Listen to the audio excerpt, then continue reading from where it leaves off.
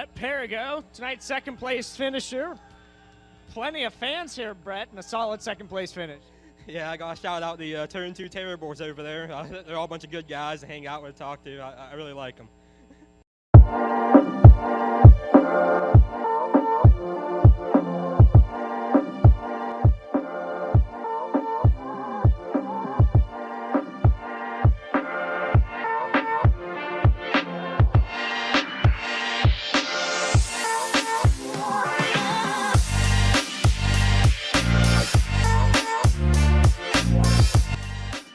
How are you doing tonight, man? Hey, I'm talking here. You know who you're talking to? Macho Man! I'm on my way to Monday Night Raw.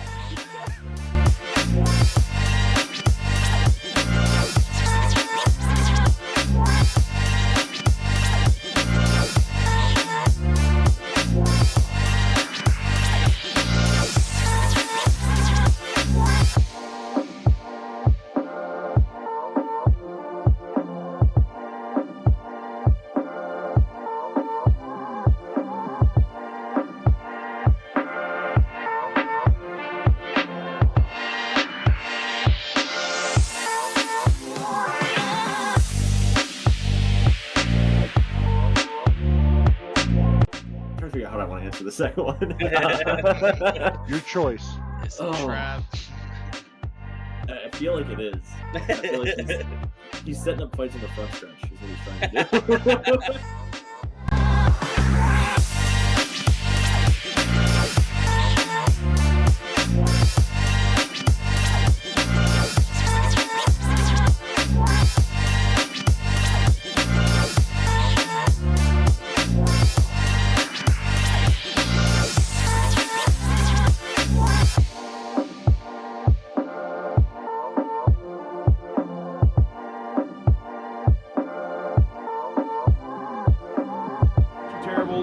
Port Royal Speedway. We've got Devin Gordon with us. At Keene Motorsports Shop here with Kyle Keene. Sitting here with Sean Keene. We're going to talk a little bit about racing history. Yep.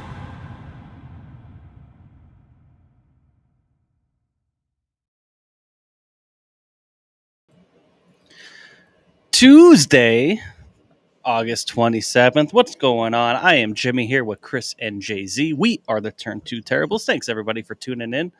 A day late, but not $1 short, I hope. Thanks, everybody, for tuning in. We see everybody out there in the chat. Brad Weatherby, Randy Cobb, Matthew Bird.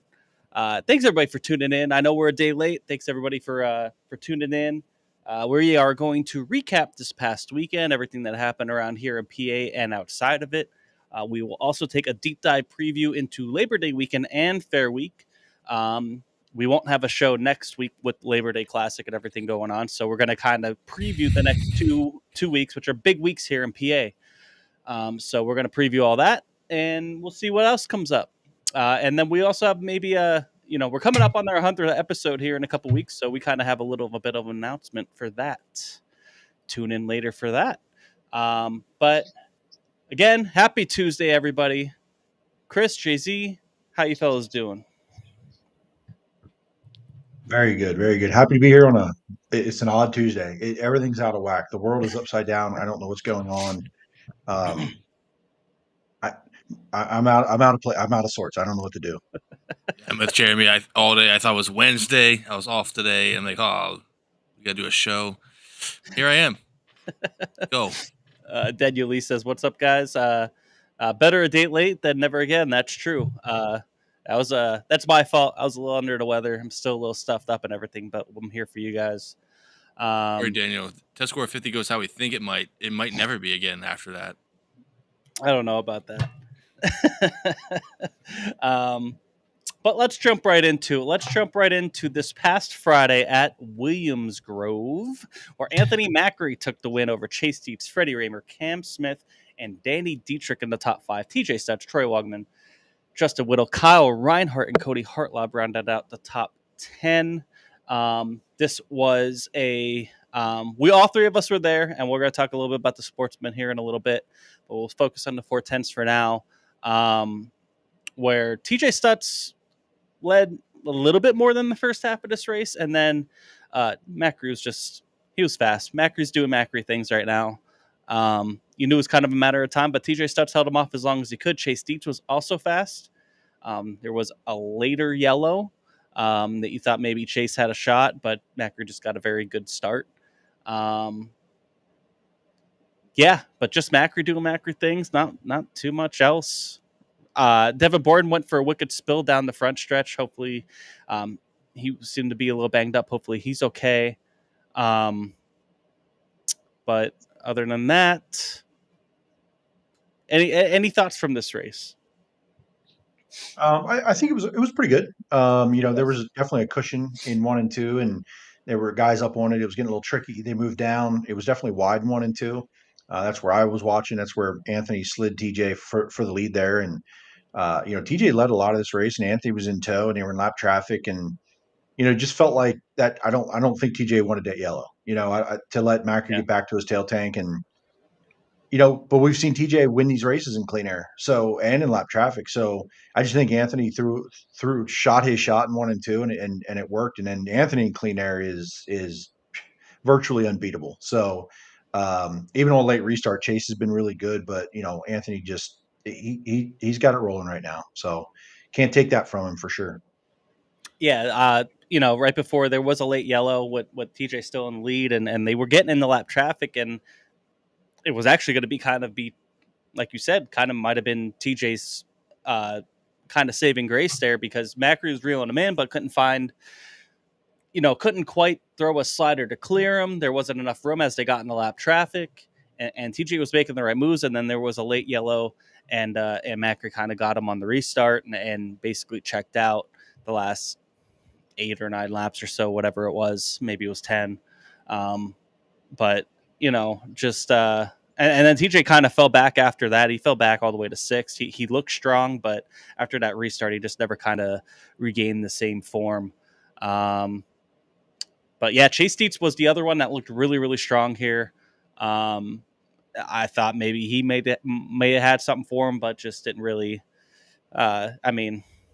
There's not many people in the country right now that have something for Macri, to be honest.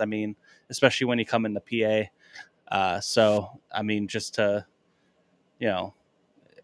kind of illustrate how dominant he's been. We'll talk about a little bit about Lincoln here too. He had to really go earn that one, but he's just, he's top 10 driver probably right now in the entire country. So it's not a surprise that he comes in and wins a big race. It was this 8,000 to win, I believe it was. For the Jacka Memorial, bigger money race, time trials and everything. Troy Wagaman went quick time. Chris, you have any thoughts from this race? I'm being attacked by a cat right now, but no. I agree. TJ Stutz dominated early, but Anthony Macri's obviously, like you said, top 10 in the country as far as wins go. TJ put up a fight, and we saw it with the Summer Nationals where he fended off David Gravel, so it wouldn't surprise me one bit. You and I were up in turn 3 watching this. If he would have fended them off, it wouldn't have surprised us at all, I don't think. No. But Anthony Macri was far and away probably the best car, and currently the best driver in Central PA.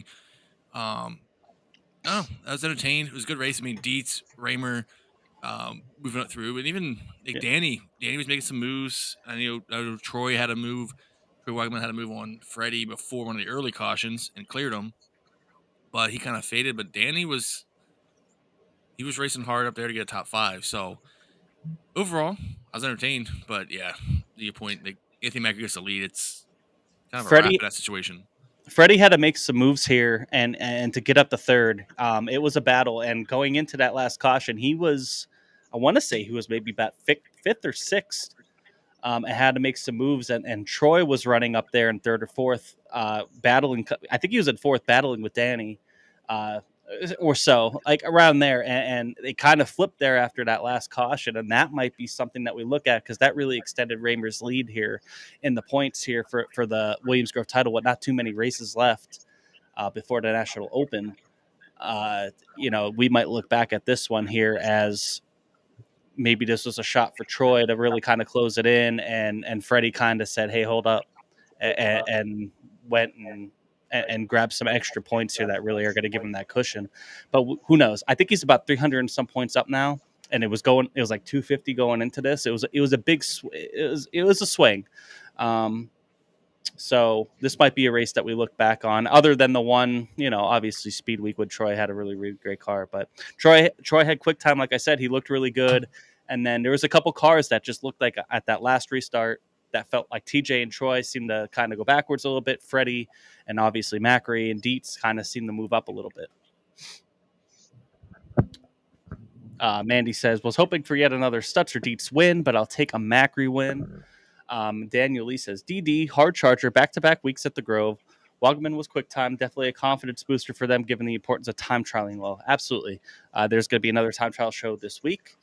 And pretty much, I think at Williams-Grove, it's pretty much time trials from here on out. There's only about 3 or 4 more races, and they're all bigger races until the National Open. So I'm pretty sure they're all time trials from here on out. Ricky Peterson in the 98 looked really good. There were 28 410s here, I believe. And he looked really good. Finished 13th. Only his like third or fourth race in that 98. Actually, I think was it his first? It might have been his first race because I think his first one was rained out. Or maybe I think he ran it one other time, I thought, at least at Williams Grove. I thought. Yeah. So, I mean, he looked really good. He's an Ohio guy, in a PA car here. 13th against that field, a very, very tough field. A guy who has limited laps around Williams Grove is very impressive. Yeah, something that you kind of mentioned there, and I know Troy and that group, they're working really hard to get the field back. They've lost a little bit of the field they want to get those wins, those top threes. They're not struggling, but for them, their expectations are struggling a little bit. And to kind of run seventh there after quick time is definitely a disappointment for them. You have to think. But Cam Smith looked really good. I wanted to shout him out a little bit there. He looked really good. Kept the car under him. Kyle Reinhardt, he's back a little bit here. He got a top 10. And then we'll see, I think, another good finish from him Saturday night. Mm-hmm. But that points battle, this could be one of those races, right, where you go quick time, you end up seventh for Troy. But I gotta listen. I know we're getting to the big time of the year. A lot of big races happening. Freddie's creeping. Like the wins aren't there this year, but if we've been paying attention, he's not far away. And for all of us in Posse land, fan or not, it's a good time to have a car like that running well. Yes. We're going to need it, and we're going to need it really soon. So that's a thought I had for sure. But the other thing, and listen, Danny has had so many hard chargers this year, and I'm sure that feels good at the end of the night, hard charger, but it can't, right? You just can't start that far back and put yourself in that position every night after night after night after night. The amount of times I see, and there's a lot of fans out there, and hard charger, hard charger, hard charger, hard charger. And listen, I'm a Brent fan. I've lived this life for a long time. It's a good and a bad thing, right? Because you're like, damn, if only you could start in the top 5, top 8, top 10. But the hard charger thing, it's like it's fine if there's money attached to it and they're whatever, and that's a bonus. That's a nice thing, but you don't want them. Nobody really wants them. You want to start in fifth and win. You want to start up front and win these races. So, it's I the don't coulda, think shoulda, woulda award. Not much of a consolation prize, and fifth is fine. It's a great top 5 for Danny, but damn, we got to get this thing all put together, have the whole night go together, right? And I'm sure they know that. I mean, he's not dumb, but just a couple thoughts there, because you coming up and what's about to happen. You can have hard charger all you want, but you're going to be 24th to 20th. Like these 5th place, 20th to 5th against the fields we're about to get into. Man, you got to put yourself in position, So, and again, I'm sure they know that they're working hard to get there, but just a couple thoughts there. Yeah, and I agree with you on Freddie Raymer. He's looking really good coming into a very pivotal time of the year. And really the last half of that race, with the restart, I mean, he looked fast before that, but the restarts really helped him go pick off a couple more positions. He was a dog there at the end, and he snuck up there into the podium, and third place, he doesn't have the wins, but man, he looked strong. And, if he does get a night where he puts everything together, he's very hard to beat. So, and he's looking that way. So, yeah, let's, I lost all my notes again. No, I Pain didn't. in the ass captured. Yeah. So we're good. He got the cat. It's been pacing back and forth, but I finally captured it. You're such a pretty kitty, Chris. What a pretty kitty. And Yeah, he said, I'm out of here. now back to pacing. Anyway. All right. So, Wings Super Sportsman. This was a wing and wingless double feature. It was a late night at Williams Grove, but understandable. You had 3 divisions there. You had 28. If my memory serves me right, 28 410s. You had 25 winged sportsmen, and you had 23 wingless sportsmen, something like that. You had full fields for all of them. Pretty much. And you had some doing double duty between winged and wingless, Tony Jackson being one of them, we're going to talk about here in a second. So, yeah, I mean, wingless didn't do any heat races. They did timed hot laps. Wing did do heat races. Plus there's time trials for 410. So I was fine with it being a little bit of a later night, me personally. But 11:30 for a start time for a feature is kind of sucks, but it is what it is. But winged super sportsman feature, Russ Mitten over Mike Enders, Kenny Edkin, Scott Dellinger, and Matt Ondeck. We were in the pit grandstand, and there's a couple fans to the left of me that were new Matt, I'm assuming, because they all had Matt Ondeck. One was his son, yes. Okay, so that makes sense. There you go. Fired up because he was just picking them off. He was him, and obviously Tony Jackson had some bad luck early on. Got wrecked at his heat race, had to come from the back. He was not far behind on deck here. Those were 2 guys that were really picking through the pack there in the winged sportsman. And then wingless sportsman, Tony Jackson gets to win, dominated this race pretty much. It had a little bit of a challenge from Jay Fantasy, who ended up spinning. But Tony Jackson gets the win over Billy Bryan, Trent Yoder, Brian Nace, and Craig Perigo. Our buddy Brett Perigo, tough night, looked really fast, was up in the top 5, ripping the top, as Tony was as well. Those are the 2 guys that were really making a lot of time up top on the cushion. And Brett had a tire go down in the turn 1 up on the cushion as he's just sending it in there, and had a really, really rough wreck. His season, unfortunately, most likely done. That car is toast, but luckily he's okay, and that's what matters at the end of the day. It was a wicked wreck. It was hard to watch, but luckily he's okay. But yeah, Tony Jackson, man, I mean, he's just the cream of the crop when it comes to the sportsman division. He's kind of been proving that since he's come back. Wins the wingless race, comes from 23rd, I think, to come up to like 6th or 7th in the wing feature. He was just passing guys all over. Hurry up, get the change, get back out to the wingless, and basically dominates that race. So he was really good. He was definitely the guy that was probably the talk of the evening. I mean, the tough one was Jay. I believe Jay spun out in the winged and wingless feature, going for the lead in some capacity. So tough break. We saw that at Port Royal, where he was racing for the lead there in the wingless race. That Craig Perry ended up winning. Hey for Jay. Jay's a good guy. Talked to him a lot in the pits. I'm sure he doesn't love spinning out of the lead or racing for the lead each time, but for a guy that's never won much wingless until this year, quite impressive what he's done in that car, that 222. Yeah, I agree. I think I think he really wishes he had that wingless race back, because he was better than Tony. I don't think Tony knew at the time where he was coming from, or who it was, or what was happening. And honestly, watching that in my mind, replaying it, there was a lap car there. They both went into the corner in turn 3, and Tony went high. The lap car went high. I thought Tony was going to be the one to kind of get balled up and messed up. And it's like Jay guessed wrong, or took his eyes off of it, or something happened, because he just self-spun. And I would have loved to have seen that battle and see how Tony would play defense there, because he didn't really want to leave the top. You could tell, and Jay was just rolling the bottom, doing his thing. And I really would have been interested to see how if Tony got past, how he reacted to it, or if he heard him, finally saw him, does he play defense and go down there? So, I think that was, man. I'm not dislike or like either of those guys. I like them both. I think, but I was just rooting for a good finish and something there to happen, right? So, it definitely sucks. Tony Jackson in the wing side, they gave him. I read an article today, and Arialdo just came out today. They were giving him 10 minutes to change that car over. That was the same car.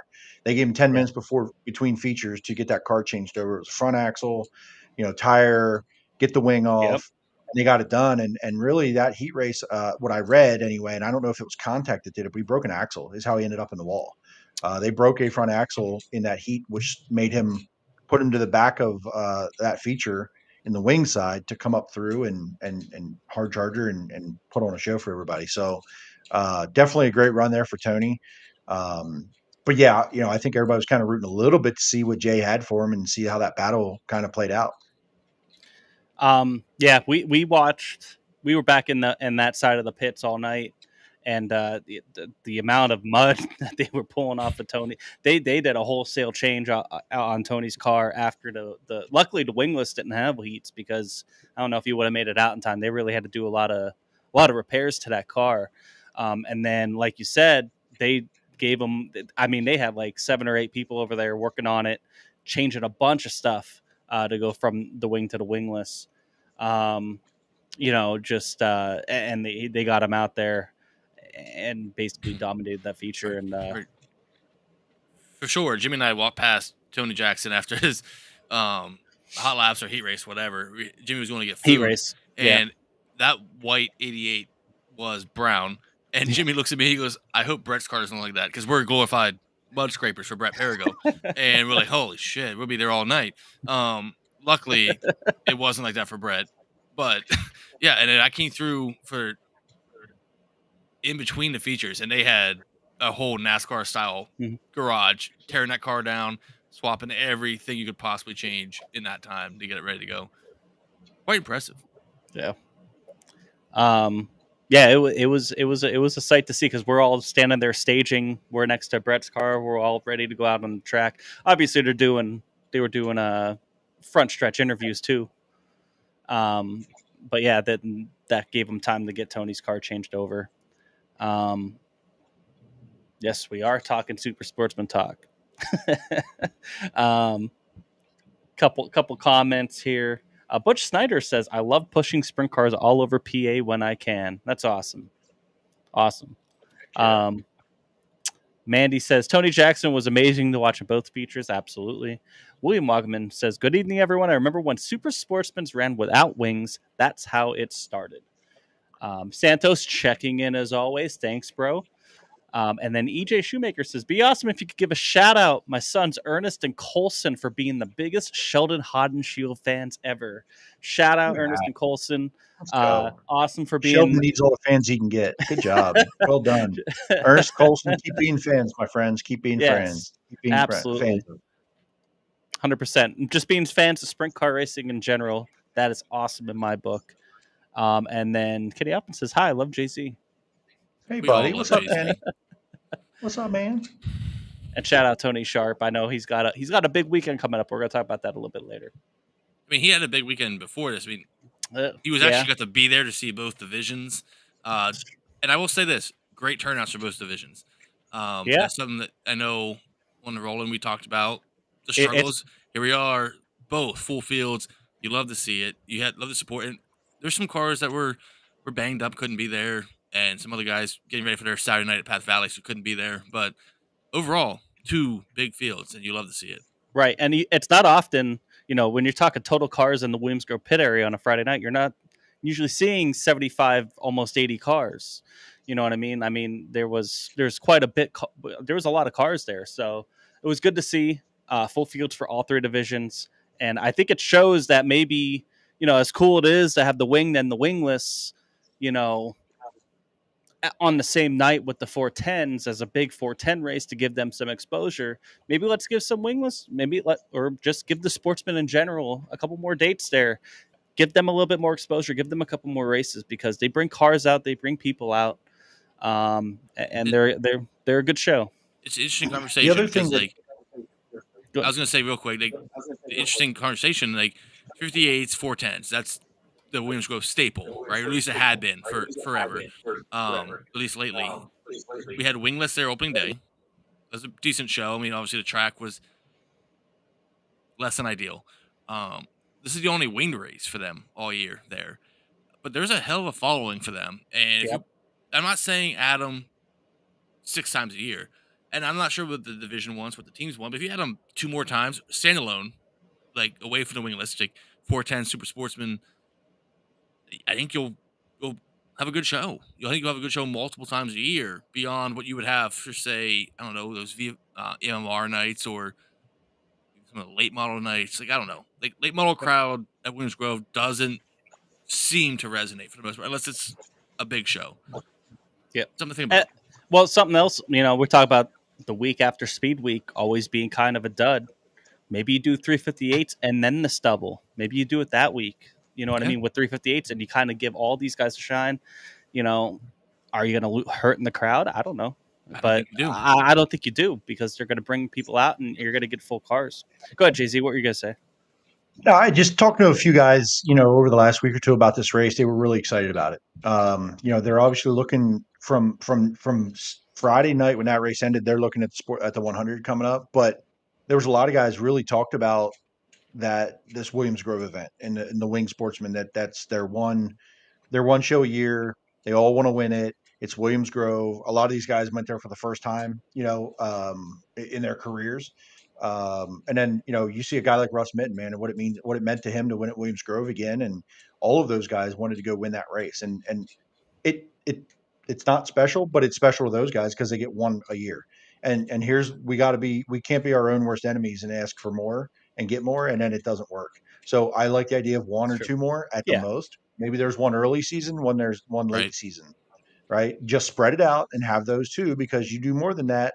Do you get the cars and it fades away into the mist? We can't overdo it. Don't pull the NASCAR thing and go, oh, we had 2 good road course races. Let's have 9 of them. Don't water it down, right? If it ain't special when it ain't special. So I do like the idea of adding a show at beginning and end of year kind of thing. I don't think it needs to be a regular deal, but it's important. It means a lot to those guys, Right. And I think the street stocks are similar, right? That street stock show last year, this year, I think got rained out, but the year before they didn't have a ton of cars, but it meant something to those guys to come into Williams Grove and win that race in a street stock division that doesn't run often. So, I think you do it smartly, where it doesn't compete with other things. I'd love it where you don't compete with the wingless at Path Valley or the wingless at Clinton County or wherever else that that is the division running that weekend. And I'm not taking it from the wingless guys. They get a show or two. But the wing guys, where the wingless cars are not scheduled anywhere else, get your shit together, you 2 divisions and you tracks, right? There's been too much of that shit this year. And I don't even know all of it. But get it right and schedule it right, work with the tracks, figure it out, and have them once early and once late where there's not a competition, and see what kind of fields you can get. Because it matters to the drivers. Right. And I think that goes with, we talk about, at least with the Super Sportsman, and a lot of that, it's that Silver Spring crowd, right? When Silver Spring shut down, they all went to the Saturday night shows at Williams Grove. It was those same divisions. They went to Williams Grove for, 10 years, 9 years, something like that, where it was a Saturday night series, and that meant something. So a lot of the guys we have now in those divisions are the guys that were maybe growing up watching it back then, and their version of Silver Springs is Saturday night series at Williams Grove, watching their dad or their uncle, whoever may be, race. And I agree, you can't have Super Sports in there 3 times a month. The teams don't want that motor wise. That's why they're not doing the Saturday night series at Williams Grove anymore. Same with street stocks and late models, things like that. But still, you have them 2 nights a year, 2 for wing, 2 wingless, added street stocks in, the late models, and you kind of bring that back. I think even if the 410s aren't there, you'll still get the same crowd, because Williams Grove crowd at this point, to me, is showing up regardless. At halftime, I feel like there's a bulk of the field there, infield and grandstands, they don't even know what the hell is racing. They just know there is racing there. But they're also there because 410s, so you got to kind of put that But in I'm saying is that perspective. there's people we've talked to that I don't think they even know. They know they're sprint cars. You could put a damn 305 out there and they would not know the difference, so they don't know the name. Yes, you might lose some. You'll lose some, but I don't think overall you'll lose that much. Yeah, and I think there's going to be opportunities for this too because, if it again maybe it's a precursor, I don't know, but with USAC East Coast bringing 10 cars to their last visit, Yeah. they don't need to be on the card. I'm not going to go. Certainly, as a fan, I'm not going to go pay $20-$25 to see 410s and 10 USAC East Coast cars. Like I don't want that. That's not Give even me a the division, 25 wingless sportsman. right? So there's some. I think there's going to be some rearranging, in the off season, and I think, there is every year. There's a little bit of movement there, but if these tracks, they got to be paying attention to what's happening in those divisions and say, is this worth it for us? And what are the fans and where are the cars at, and how can we make it work? So, I also, in my belief, I'd like to see the wing sportsman at Lincoln another time. I think that's a great track for those cars. I think especially if there's something for them to run on. That's a neat little track for that style of car, and it's a little bit bigger than Silver Spring, but it's a little bit of that short track vibe, but not Path Valley short track, right? We're tearing up race cars potentially. So, I don't know. I just think that Williams Grove add another date. Lincoln could really pick up a date or two. I think there's times that Lincoln, their second, third division, sometimes it's kind of a stinker. And I think the sportsmen would be a great fill in for a couple of those that just don't have any. It's just I don't like it, right? I just don't. I don't know. Maybe I'm alone in that, but I think But there's also times this year where the wing sportsman, man, that's just not a lot of cars at times. So, but I think we got to be smart about that wingless deal, right? And let these guys not have to make that tough decision, and one division lacks from it because you can't thin it out too much. You can't dilute it, right? So, Right. just need to be smart about it. But I'd like to see them at some of those other tracks, because I think they would be And supported well. I would say the one other thing, I would wish this Winners Grove race wasn't the week before the 100. Only so, for example, like Ryan Rutz had an engine let go during this race. He's done for the year now. So a 100 lapper, like you kind of, I get it. That's racing, but you have a It is. racetrack, Winners Grove, that's harder on engines per se Yeah. for guys that never run That it. could have happened at BAPS. It could have happened I anywhere. get it, but it's just like I know at least the conversation with his brother before the race was hopefully nothing happens, so we're not compromised. Now, luckily, Winners Grove got away with it. Didn't hurt the car count, but I could see some teams potentially maybe foregoing this race if the 100 I meant don't. that much. Like I don't know. I don't because I think the sheer rarity of them going there and how historic of a track it is. You know what I mean? It's just the chance they don't get a chance to race at Williams Grove besides this one time. So, And I get it. again, do you split this up? And where the USAC East Coast date was the other week, you do wing, and this Mhm. weekend you just do wingless with it and let them run Yeah. heats, Right. right? It's I- something like that. So Like, I think there's a way around it. Like I don't know. I still think this is something that maybe they could explore with and toy with the week after Speed Week. Give I agree. the 410s a break. Let's go 358 and sportsman racing then that weekend. You're not going to get any worse of a crowd than you did, and you're not going to get any worse of a car count that you did. You're probably going to get better. So Better you're not that's paying just out a 410, and it's not a 410 and payout. it's not a 410 payout. So Right. I mean, First. I don't know. Yeah, Just a thought. I agree with Jimmy 100% here. That's to me one of those things we talk about racing too much. Why even have 410s there? You're going to get 17 maybe. I think the only reason make that a you got 58 Kings headliner. Royal and stuff, they miss another race, so it's hard to that's give up okay. the 410s when you got them. So I get it. But if no one's going to show up anyway, what's it matter? If you can put 358s there and another division that's going to bring your car count is going to cover some pit passes you're not going to get anyway. Your fan count's not going to be that much different. There's not many people that. If I'll tell you what you do the wing, you do the 358s, the wing sportsman, and 305s, and you pack that place in the pits. $15 you general charge admission? you charge a cheap admission, and you bring the fans you bring, and you got three sprint car divisions, and one of them has starters, and 305s they'll bring 40 of them. I know Williams Grove hates the 305s for whatever reason, but you'll get the cars. But in that or you bring scenario, the street stocks. something like that, in that scenario, that's the out of the box thinking I think some of these tracks need to start doing. We talked about last week or last show, Beaver Dam, not doing weekly. Maybe And it's time that specials. we could do weekly racing at Winners Grove or Lincoln and Port, but maybe we realize the 410s, yes, that's your moneymaker, but maybe there's a time where it's maybe not your moneymaker. It actually costs you Well, money. it's I think a 410 feature pays what, right. 5,000 guaranteed. If you're That's paying, and we talked about this last week a little bit. It's your money maker, but it's also your money spender when you don't get the fans. And if you're not going to get the fans, then they're going to be streaming in Knoxville. They're going to be doing this. They're going to be doing that. they're But not your watching anyway. loyalists, your Williams Grove regulars, are going to show up. And you got some sportsman people that would show up to watch this race. If you can figure out how to get it done in time, you can go home and watch Knoxville. You can do whatever. You can stream it on the board. Do whatever. Figure it out. And Chris, I agree. These tracks getting creative with it. And listen, I'm going to give them the benefit of the doubt and that they have these conversations in the off season, right? I'm not going to just I ignore think the they fact do. that I think they do. they're not just winging it, Yeah. but there's some times where we sit here at this time. It's easy for us to couch Sure. quarterback And look back on it too. You know what I and look mean? back and go, oh kinda, man, they could have. we got to But remember too. That week after Speed Week, it wasn't the best weather. It was kind of iffy. So Right. But I mean, I agree. I agree to all of those points. But what we do know in December, what we do know in January, is we know when Speed Week is. We know when it ends. We know when Kings Royal is. You can clearly see what is going to happen during that stretch leading into Summer Nationals for your main teams, the teams that are maybe not your main teams, but your teams that are going to have to save equipment. We're talking midsummer. Like you can see it. Like Mhm. I don't think we're that smart. If we can see it clearly, they do it. We know the teams build their schedule in January and February.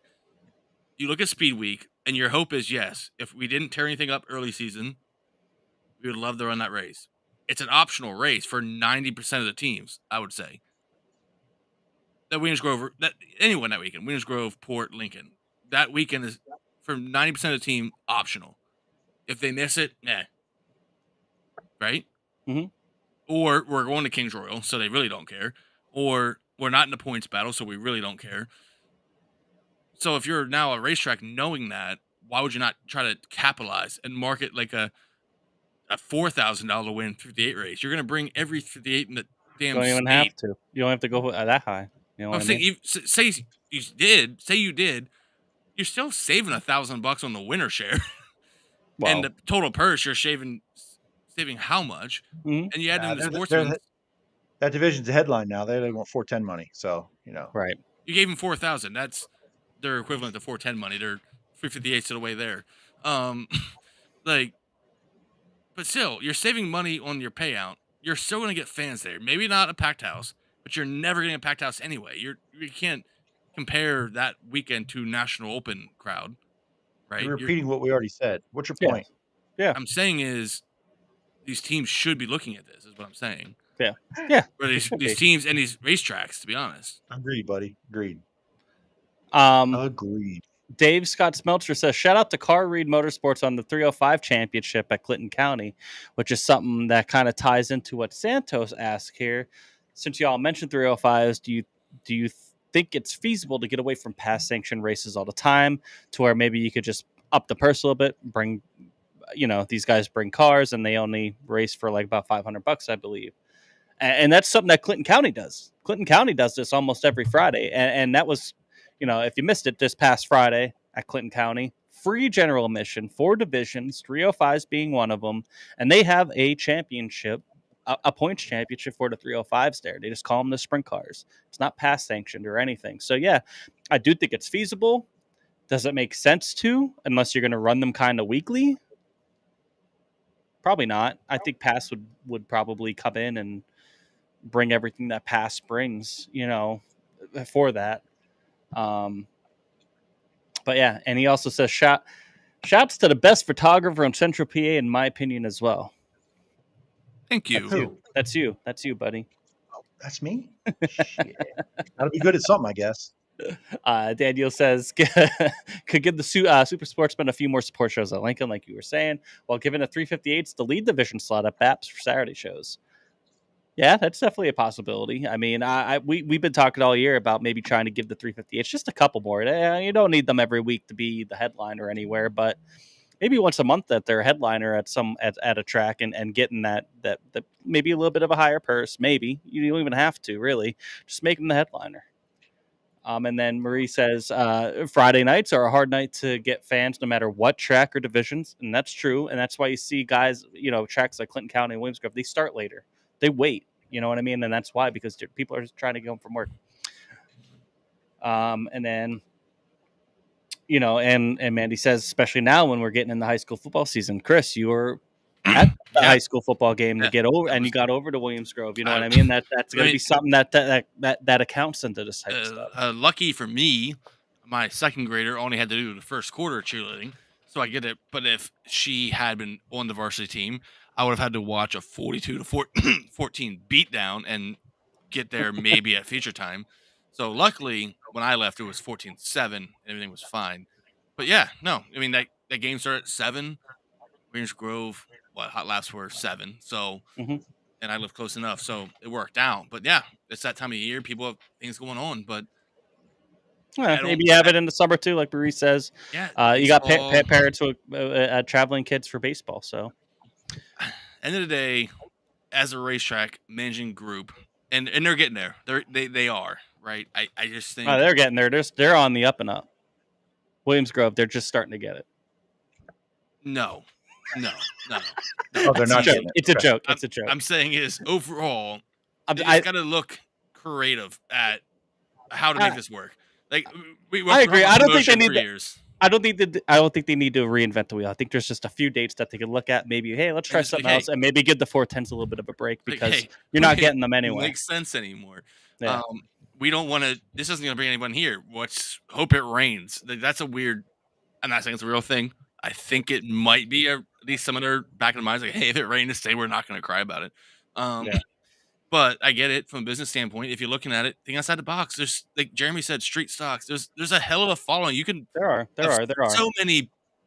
All the cousins come out for those races. Like, let's lock them in. All right, let's move on to Saturday. Saturday, none of us were at a racetrack. That's not true. That's not true. Well, I'm sorry. Jay-Z was at a racetrack, but not in PA. You were down at Hagerstown. We don't have to talk about it. It's good. And then me and Chris were busy doing other things, not racing. I was watching little kids play football. There you go. I was at the PA Renaissance Fair. It was a good time. That's weird. It was fun. Which part was weird, Jay-Z? It's not my fault. My daughter's in second grade, and she has to pretend to like cheerleading. Oh, okay. She's a terrible actor, by the way. But let's go to the Kramer Clash at Lincoln Speedway, where Anthony Macri had to earn this one. Looks, as we look at results here, man, another Anthony win, weekend sweep. But he really had to go and earn this, as Aaron Bollinger he led the first all but 2 laps, I believe. And then Freddie Raymer third, Kyle Reinhart fourth, Tyler Ross in fifth, Troy Wagaman, Matt Campbell, Ryan Smith, Danny Dietrich, and Cam Smith rounded out the top 10. Big payday, good car count. I think they have 28, I believe, or 29. Maybe it was more. Maybe it was 30. It was over 30. It was 32? Over 30. Maybe it was 31, 32. I'm getting confused with Williamsgrove. 31, 32. 35, I believe it was. Okay. I think it did split.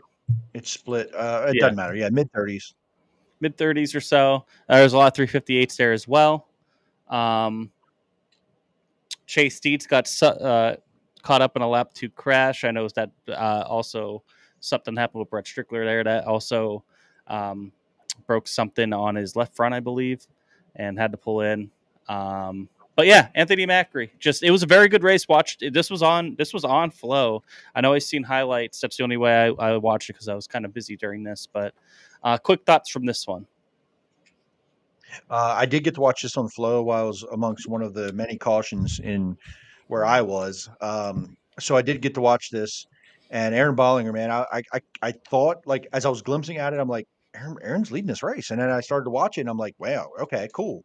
And then they're in lap traffic, and here comes Freddie, passes Macri, and Freddie's getting there, and Aaron's just doing his thing, man. He's hitting the cushion, he's driving down off the cushion. That car was straight. He could run on the top, doing a fan. that yellow comes out, it's Bollinger, Raymer, Macri, and I thought Macri falling back to third, it was over for him. He didn't look that great. He was good, but not that great. Freddie, I was like, man, Freddie on a restart here, you could, this could be the week. And here comes Anthony. Like, what the hell happened? And Aaron put up a hell of a fight. Still put up a hell of a fight. Held him off, and I thought maybe there was still a shot there. But once Anthony got clear, he kind of was gone there those last couple laps. But I was entertained from where I was, and I'm glad it was on Flow so I could get to see this one. Doing what I was doing. Great car counts, really good run. Freddie again, Kyle Reinhardt, 2 top tens. They had some time off here late summer, so it's good for them to get back going. And seems like he's got that program going in the right direction. And Troy, if you want to talk about points and you want to talk about a potential championship and you want to talk about a night being salvaged, Troy I think went P2 and ended up having to run the B main. I missed the heats. I don't know what happened in the heat.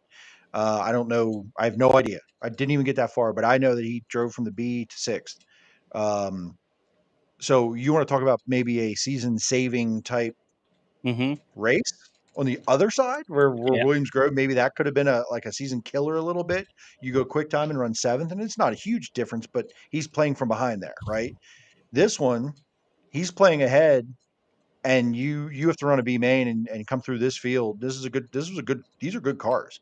And you come through this field to run six, they could be a season saver. So we'll see how it all shakes out because they're running out of races real quick at Lincoln, right? Very much different. Port Royal had some big races left. Williams Grove had some big races left. Lincoln has 2 of them coming up this weekend, and after that, That's very 1 or much it. 2. There's 1 only or a 2 maybe. couple left. Yeah. So, and these are going to be big ones at Lincoln. Now you don't have invaders coming in, so it's sort of a heads up deal between Freddie and Troy here. Troy, I know they're looking in the mirror a little bit. I know they're not counting points and they're going for it, but hey, Freddie's figuring it out real quick. And this thing ends with a Freddie sweep at the end of the season. It could slip away quick. So I'm sure they're on it. They're working really hard. I know, getting to know Ben a little bit with that deal in the 27 and what was it, 2 weeks ago? He basically stayed up all through the night to put another car together because he couldn't sleep. And I think he got 2 hours of sleep that night just to get ready to try to figure out get their gremlins going, to get better. So definitely putting the work in, but this was entertaining. I was entertained watching it for sure. It looked like a track had a lot of character, is what I saw. You could run the top to bottom and do what you had to do there. And Anthony did his job. Santos here says, I'd love to know what's going on with Freddie this year. He's been very consistent, but seems to be lacking something, especially at Lincoln. He hasn't won there this season. And we kind of been talking about this. I think what that shows is just how good he was that year. I don't know if Freddie necessarily lost anything. Maybe he did a little bit, but I don't know. He's been pretty fast. He's been pretty consistent. I just think the competition has stepped up a little bit this year. I think you're seeing guys figure some things out. Be a little more consistent this year, give him more of a shot. And I also think Freddie was I think that just goes to show how impressive he was last year. And, I don't think his speed has fell off that much. I just think the competition has stepped up a little bit. That's my opinion. Right. I think it shows you how hard it is to do, right? Yes. What his dad did all those years. It's hard to do in this industry, in this business. I don't care who you are and what you're doing.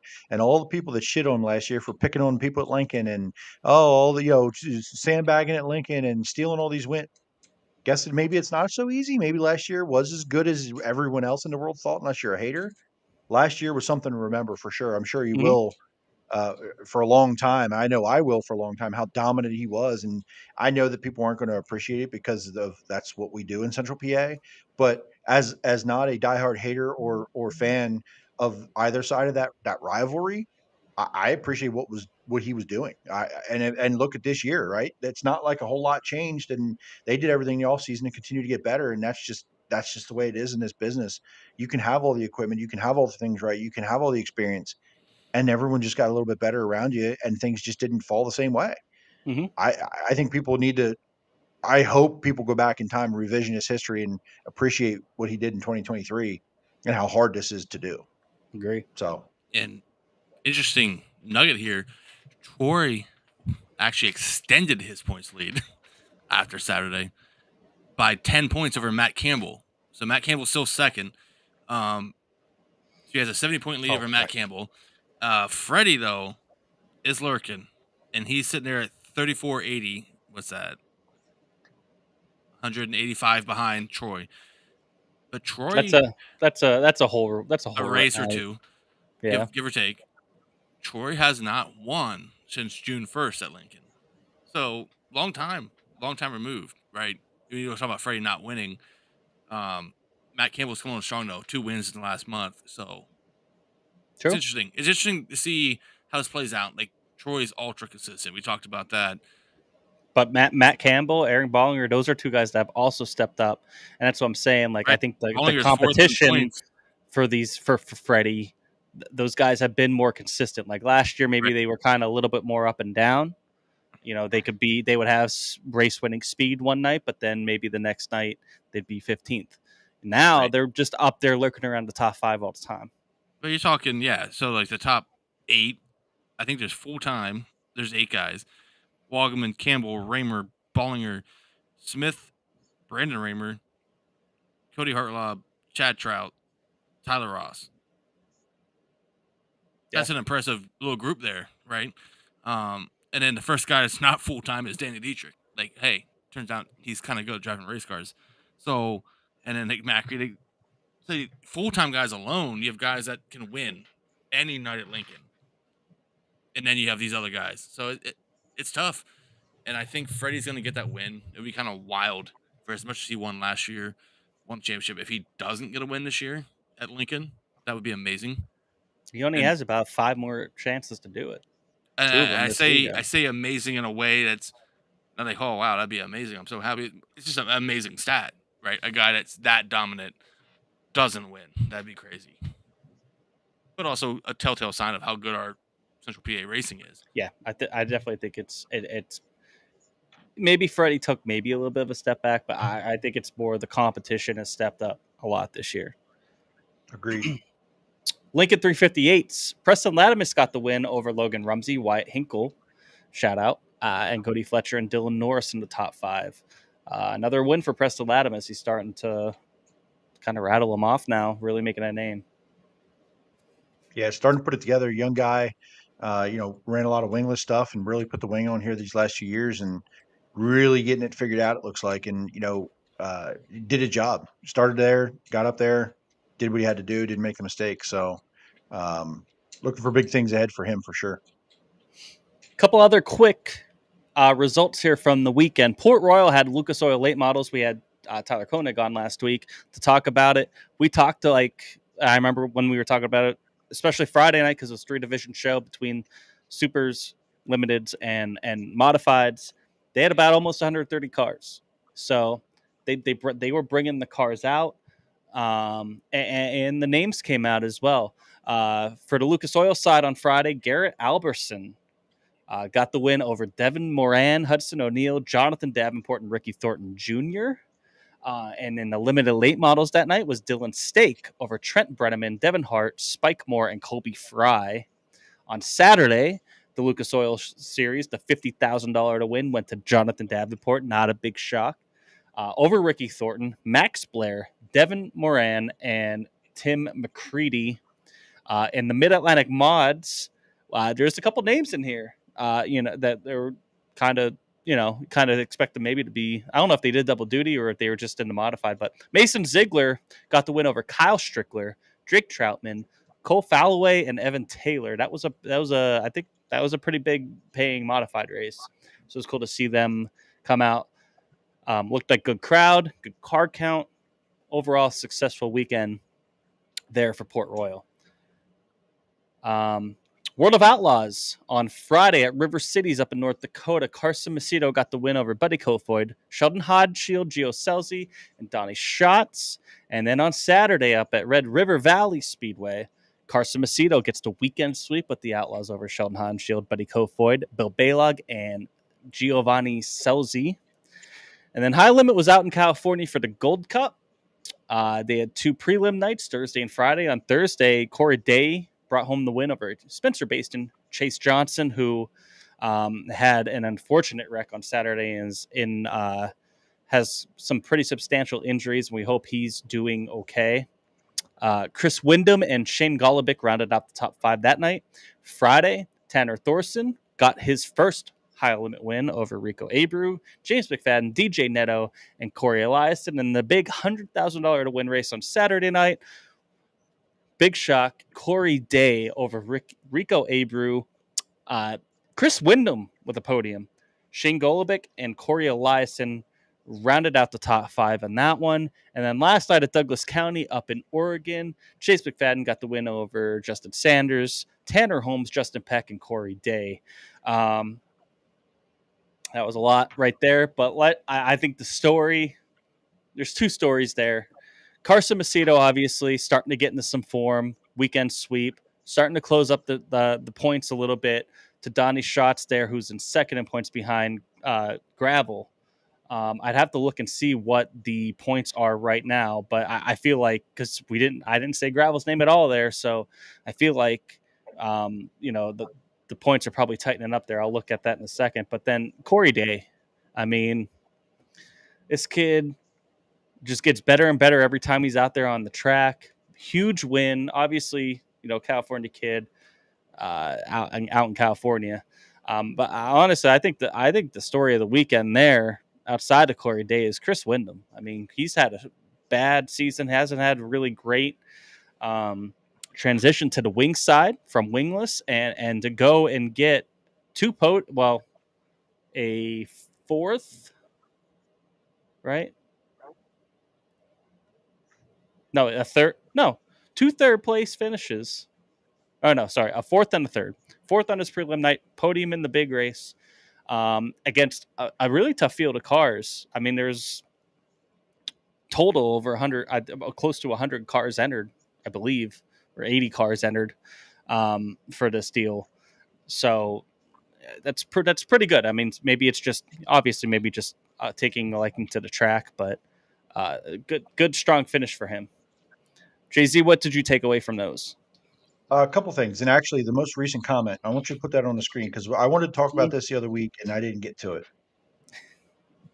Okay. So, it's for the audio listeners, Brad says, "What's y'all's thoughts about McFadden saying Placerville crowd was rowdier than Posse crowd?" So my thoughts are this, and for a long time, I didn't have a sounding board. I could just what I believed, and I kind of hate on California a little. They get a little love, and it's against the posse and the best drivers and where they come from, and it's gotten harder and harder to ignore, and harder to say, nah. Listen, California's putting out the freaking drivers, right? Plain and simple. Yep. California, young guys to guys at the top of the sport, guys that are excelling at the top of the sport, guys that are excelling on short tracks and high limit and World of Outlaws. Fact of the matter is, California is producing the dudes, and love it or hate it, it's the freaking fact. And you don't have to love it. You don't have to love what I'm saying. You don't even have to love me. I don't give a shit. It's a fact. They are getting it done right now. And Corey Day, Kyle Larson, Brad Sweet, Carson Macedo. Like, what are you going to argue with me about on it, right? So the second thing, the McFadden comment about the Placerville crowd being rowdier than the posse. I'm going to hurt some pride here. I'm going to hurt somebody's pride, and I don't really care. Good for them. Like good for them that it's not just about their drivers, it's about those fans supporting it. Because if they don't, that's where it matters. They're not going to race in front of empty stands. It won't survive. Why would a track do that? A track is not going to survive if the stands are empty. The fact that they're showing up, they're showing out, they're being loud, they're showing their passion for it. I'm here for it. I freaking love it because they don't get enough love on the West Coast from the traveling series the last few years. And I understand why. It's just way the freak out there when everything's based in Charlotte. Everything else is based on the middle of the East Coast. I love that High Limit went out there. I like that the Outlaws are going out again. I like that the weather has cooperated, that they can get these freaking shows in. The fires haven't caused any trouble this year. The rain hasn't caused any trouble. They got these shows in. They paid out big money, and the fans showed up. I love it. McFadden can hype them up all he wants. I don't know the fan numbers. I don't know how loud it was. I wasn't there. But I can tell you, that crowd last night at what was it, Douglas County? In Oregon. Yeah, Douglas County. those people you could like, and maybe they did the microphones different, whatever. And again, I wasn't either place, but those freaking people were loud, like legitimately loud all night long. And I love it. I'm here for it. I don't have my pride or feelings hurt about it because I know when the natty comes, I know what our crowds do. Yeah. I know it. But I'm going to tell you this. And again, might hurt some feelings, but I don't really care. That's not taking a shot at anyone. If anyone gets hurt, maybe gets their feelings hurt about it, then maybe they need to do more. The Port Royal crowd, they're really loud if our guys win. When have you heard Port Royal be loud throughout a night other than what's happening on the track is good for them? It's a Yeah. different crowd. Like, Yeah, and why I'm not wouldn't they, taking a though? shot at they fill the place. But if you go to the Natty Open that whole weekend, it's loud all weekend, somewhere, sometime. It can be loud when there's no cars on the racetrack, right? It's Beer Hill. They're having a good time. They show it on their sleeve, the emotion. I want that Port Royal crowd to be that way all weekend. And then there's moments, but it's usually when our guys will win, and it's a victory lane type moment. It's a pass in a heat, and I'm okay with that. If you're not doing it, then you're dead. Like if you're not Mhm. cheering when that stuff happens, you're just not. You're a zombie. But man, the size of that Port Royal crowd and the place that it fills it up in that, I would love if that Port Royal crowd was a little more rowdy, not just us in turn two, not just the turn two terribles being rowdy and yelling rip the top after the anthem, right? Like Jimmy. or T2T or getting rowdy. Like I want to hear that front stretch getting rowdy during the downtimes, not just having the touring series hype them up, throwing t-shirts in the stands. Port Royal crowd, let's get after it a little bit. All right. Uh, You got a lot of chances coming up. that I mean, I think you're forgetting quickly Weichert. I mean, Weichert was nuts when Danny won. When When Danny won, Hear the answer. Yeah, but we should be cheering our guys. We don't want to. but again, That's the big But- bossy thing. But what he's saying is National Open.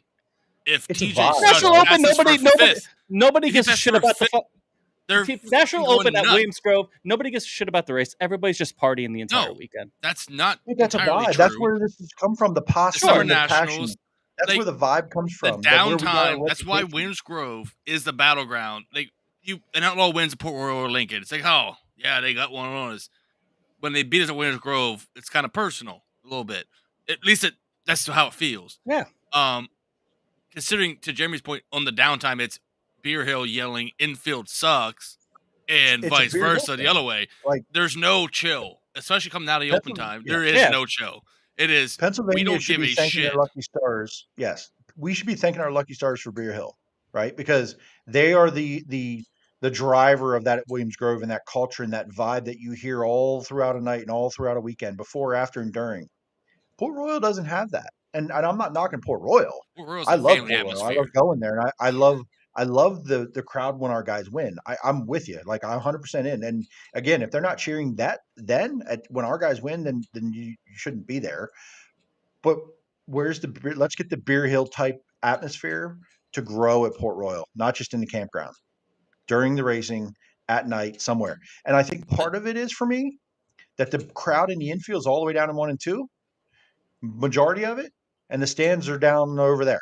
They're separated. There's a separation there between Yeah. maybe the infield party It's crowd, different. Yeah. It's right? It's And different. it is a little bit of a logistics thing there. Again, I'm not trying to like shit on Port Royal because I love it. I No. can't wait to get there. But it's a vibe, right? That Natty Open weekend is a vibe. Even like Summer Nationals was a vibe. Even now, it was a bigger vibe when TJ won, but that weekend is a vibe. There's camping, there's things going on. Port Royal has all the makings and bigger, right? So like, again, And- I don't want to take a shot at our crowd because it's a crowd and we get the people and they're passionate. That Port Royal, man, I want to see some hype this next 2 weeks. I am excited for it. I hope there is. But yeah, Brad, like I said, I love the California passion. I love that the fans showed up. I love that they showed out. I love that they were loud, because that will keep these series coming back, and that's what they want, right? And I love that Brad and Kyle took High Limit and went out there and they made it something special. Because for me, that California swing the last 3, 4, 5, 6, 8 years was rained out. Was whatever. And Right. like I tried to stay up more for the West Coast swing and this High Limit swing than I ever did when the Outlaws went out there, because I just couldn't. I'm like, whatever. It's raining. It's a delay. They're this. They're that. They're that. Whatever. I'm out.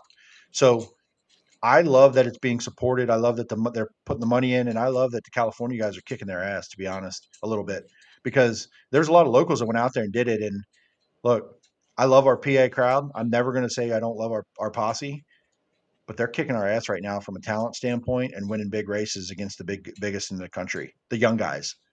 We got we got to keep it flowing around here. We got to keep it going, right?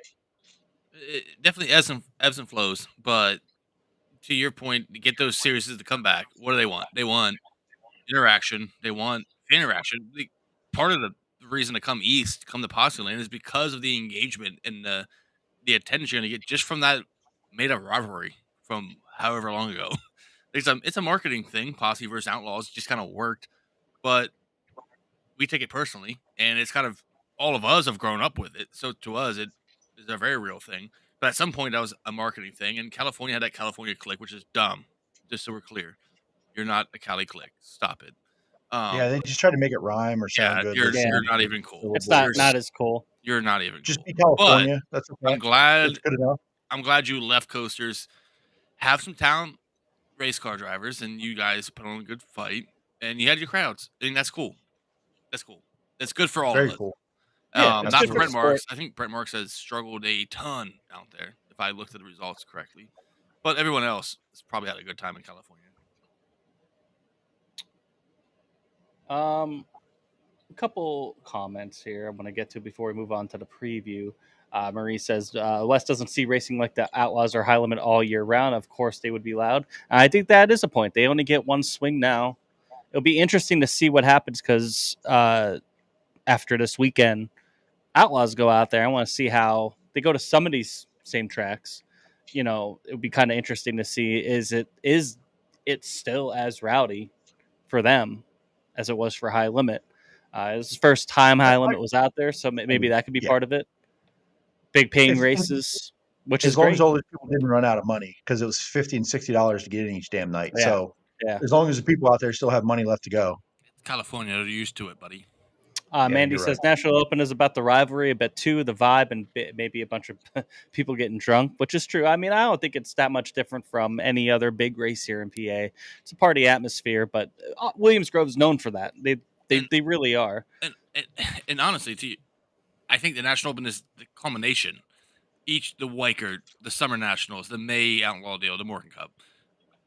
Husky's getting there, but it's kind of you build all year. The National Open is the one. If you had to pick one race win all year, it's the National Open or Tuscarora 50. Maybe that's you. I was going to say you're back on your Williams 50 right now. I would say. What I'm saying is, traditionally, and even fans, there's a reason why the national. Not to say the other crowds are bad, the National crowd's different. It's like, for whatever reason, it's sardine cans. Yeah, you get a lot of in there.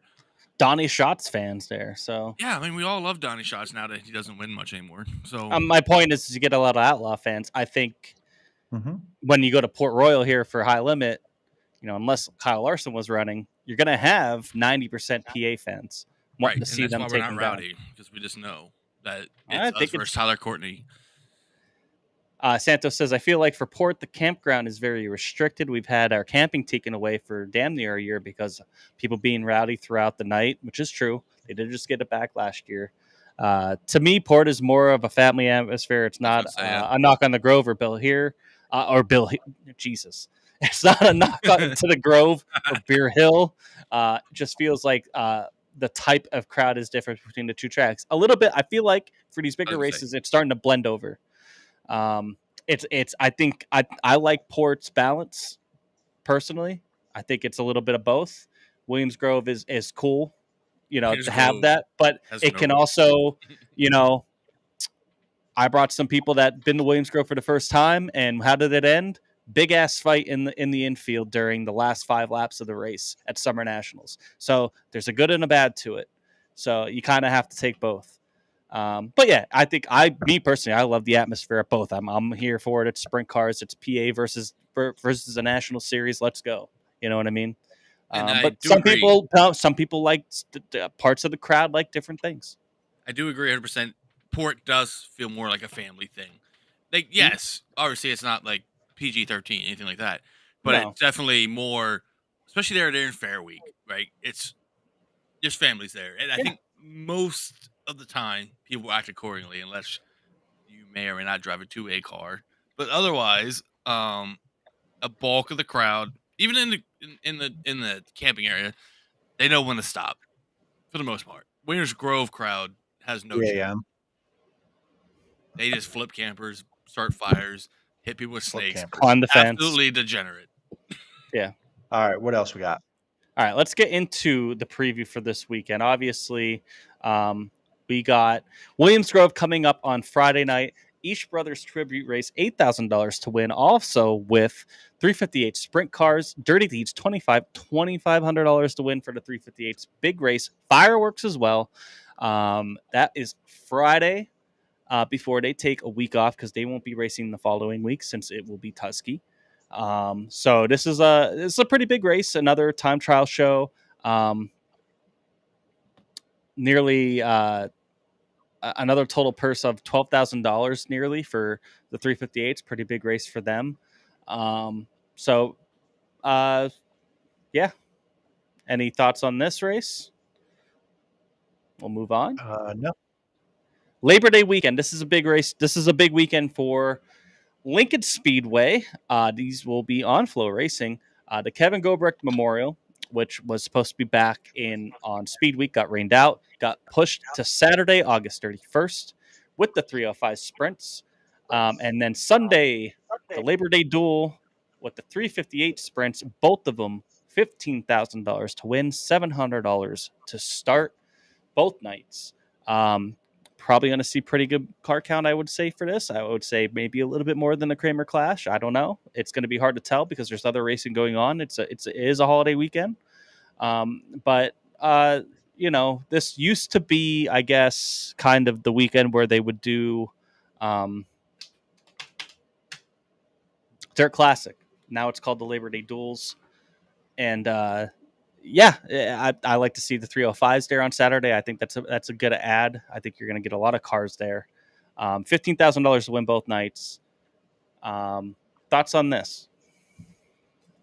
I'm pumped for it. I hate that the Gobrecht is being ran this weekend. I really wish that Speed Week show would have went off. That's one of my favorite shows of the year. That pulls a big crowd. That pulls a big car count, even if it was, that was the Monday night show, I believe. Right? That got rained out Saturday. Mm-hmm. That was the Monday. It was the Monday show. So kind of sucks. I'm excited for it. Obviously, as a fan, I love the support divisions. I love the 305s with them. And I love the 358s, obviously. I hope and pray that the cars show up because last year it did not go over well. Selinsgrove on Sunday pulled more cars than Lincoln on the Sunday show. Now, $15,000 to win certainly should help the 410 car count. We'll see, but I'm excited for it. I don't know what else I can really say about it, but I'm kind of pumped. Favorites. What's favorites to look to either take one or both down? Macri.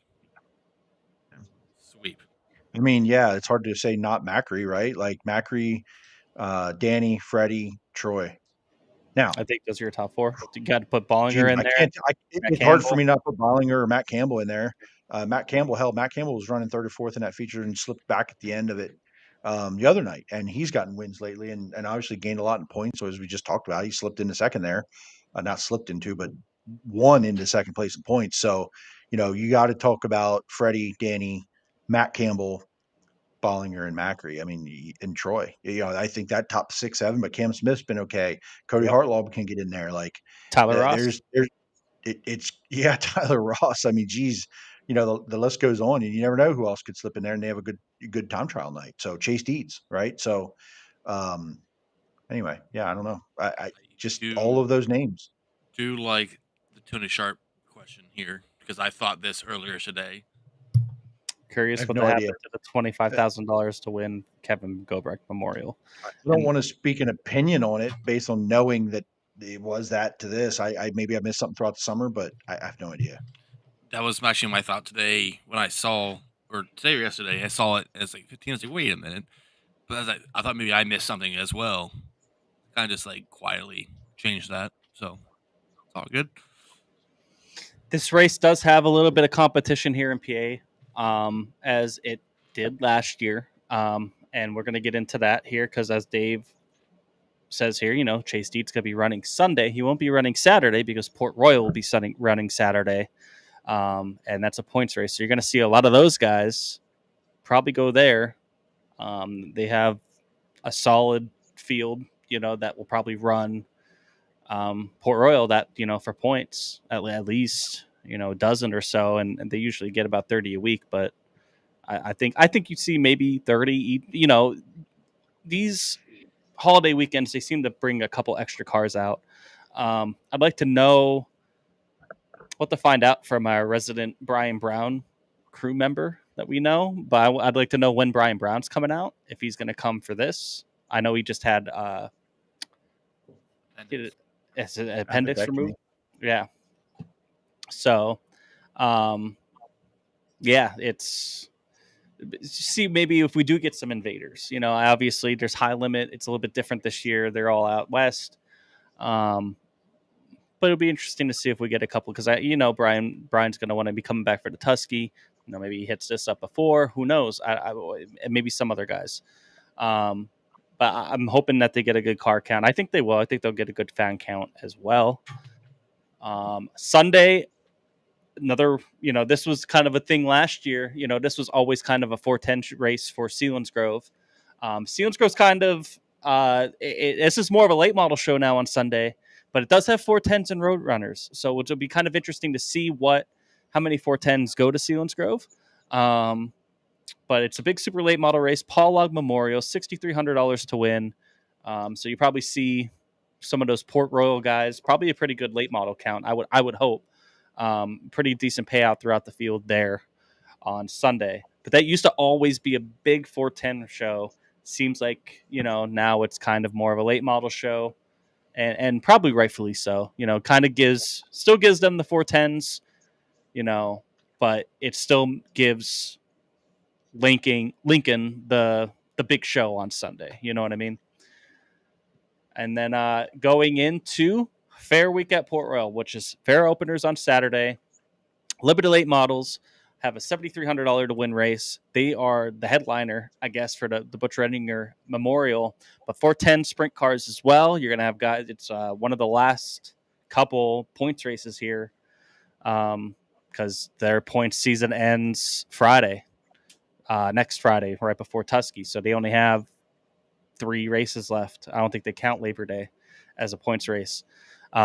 Which then you got Labor Day on Monday, Labor Day Classic, $10 for the infield, $15 for the grandstands. Always the ticket starts at noon, racing at 1. I'm sorry.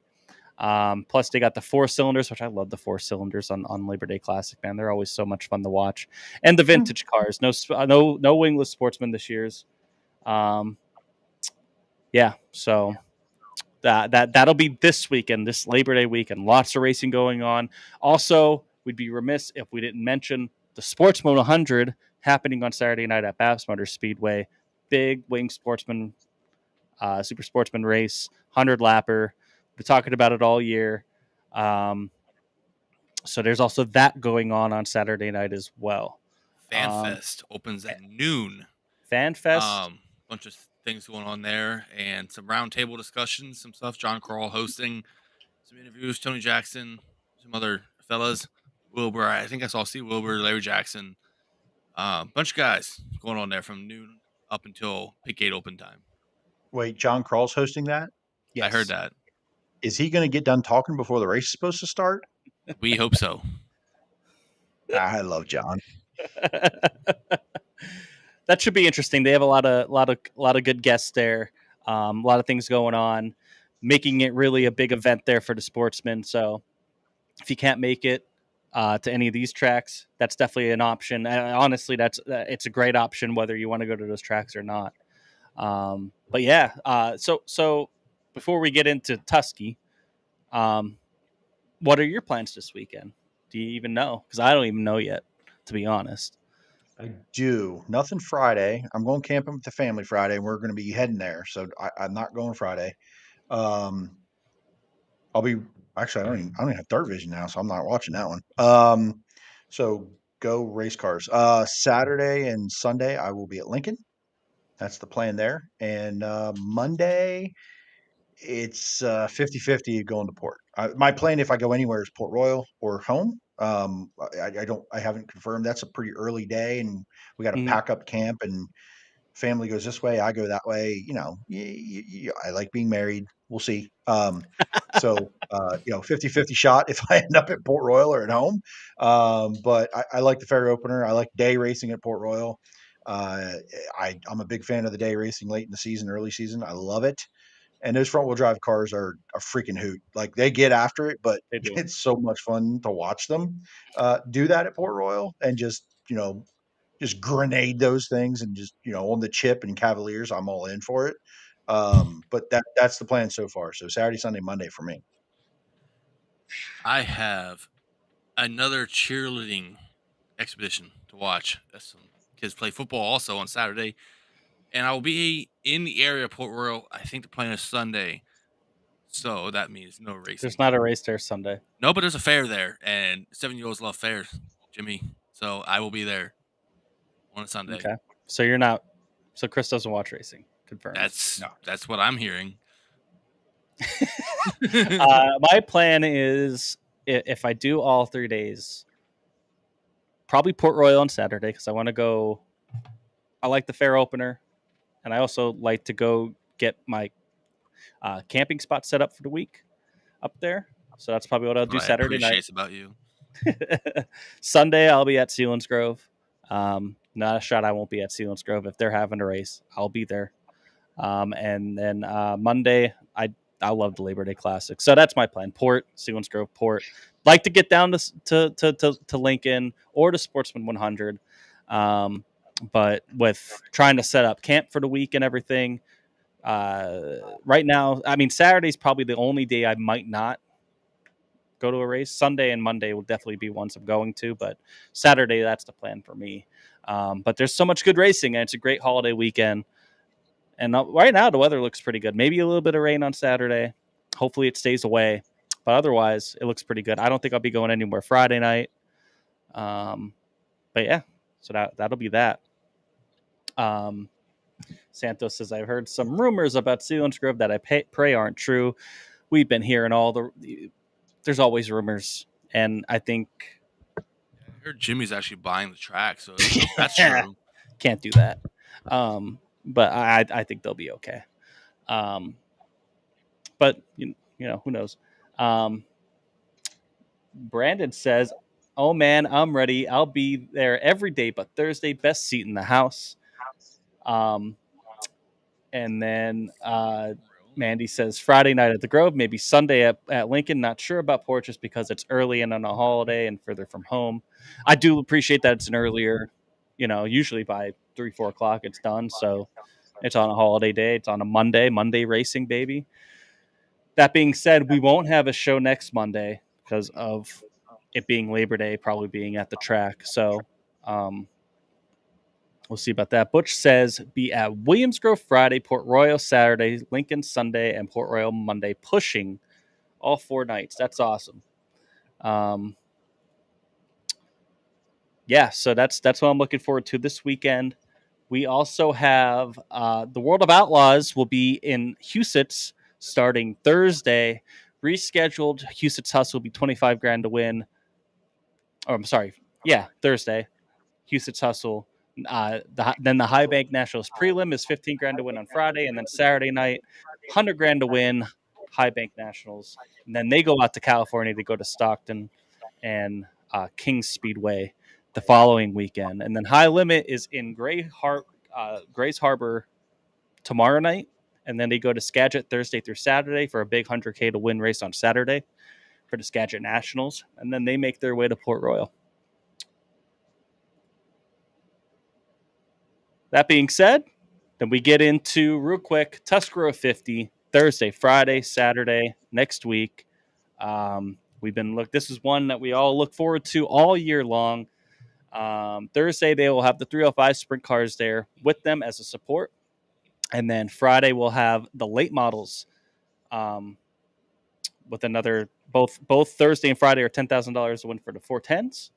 And then the 305s and late models Friday and Saturday, Thursday and Friday. And then obviously no support for Tusky 50. Let's go over first. Let's predict car counts for this event, and 2, let's predict winners, dark horses, maybe maybe I don't want to call them busts, but guys that are maybe people are going to be looking at to win, and then we're thinking maybe not. Let's start with car counts. I'm thinking 51. I was going to say 52. That's the number that popped in my head. 49. So we're all thinking around 50. That's 52 popped in my head. I went there. Around 50. I think favorites. I mean, obviously, Macri's got to be thrown in there. Logan Wagner should be in there. But Logan Wagner's my number one. I think my number one, and it sounds weird just because he hasn't been running that great of late, but he's run well at Port Royal. No, the answer. Tyler Courtney. I think he's the guy that takes it down Saturday night.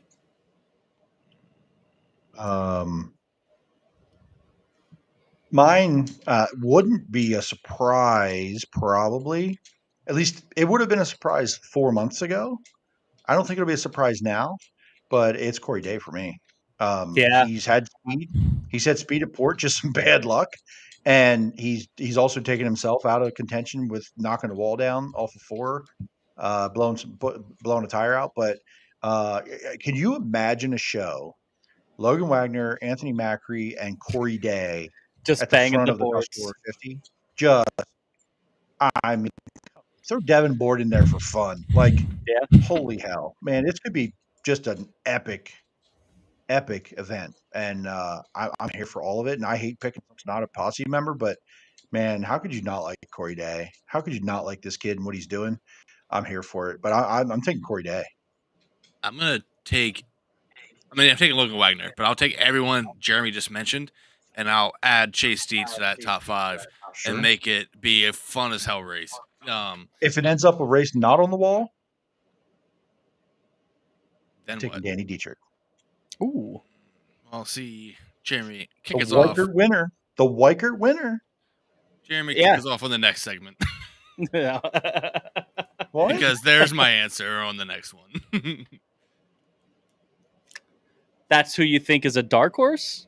Oh, no. I was going to go with the buzz. The one's going to let me down. If it's a racetrack that you're not knocking the wall down on, that's taking Danny Dietrich.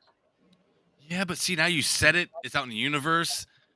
He's going to let us down. The Weichert, we picked him to let us down, and he won. You see how this works? Love you, Danny, if you're watching this. Alan says that's a really cool shelf of memorabilia. Thank you.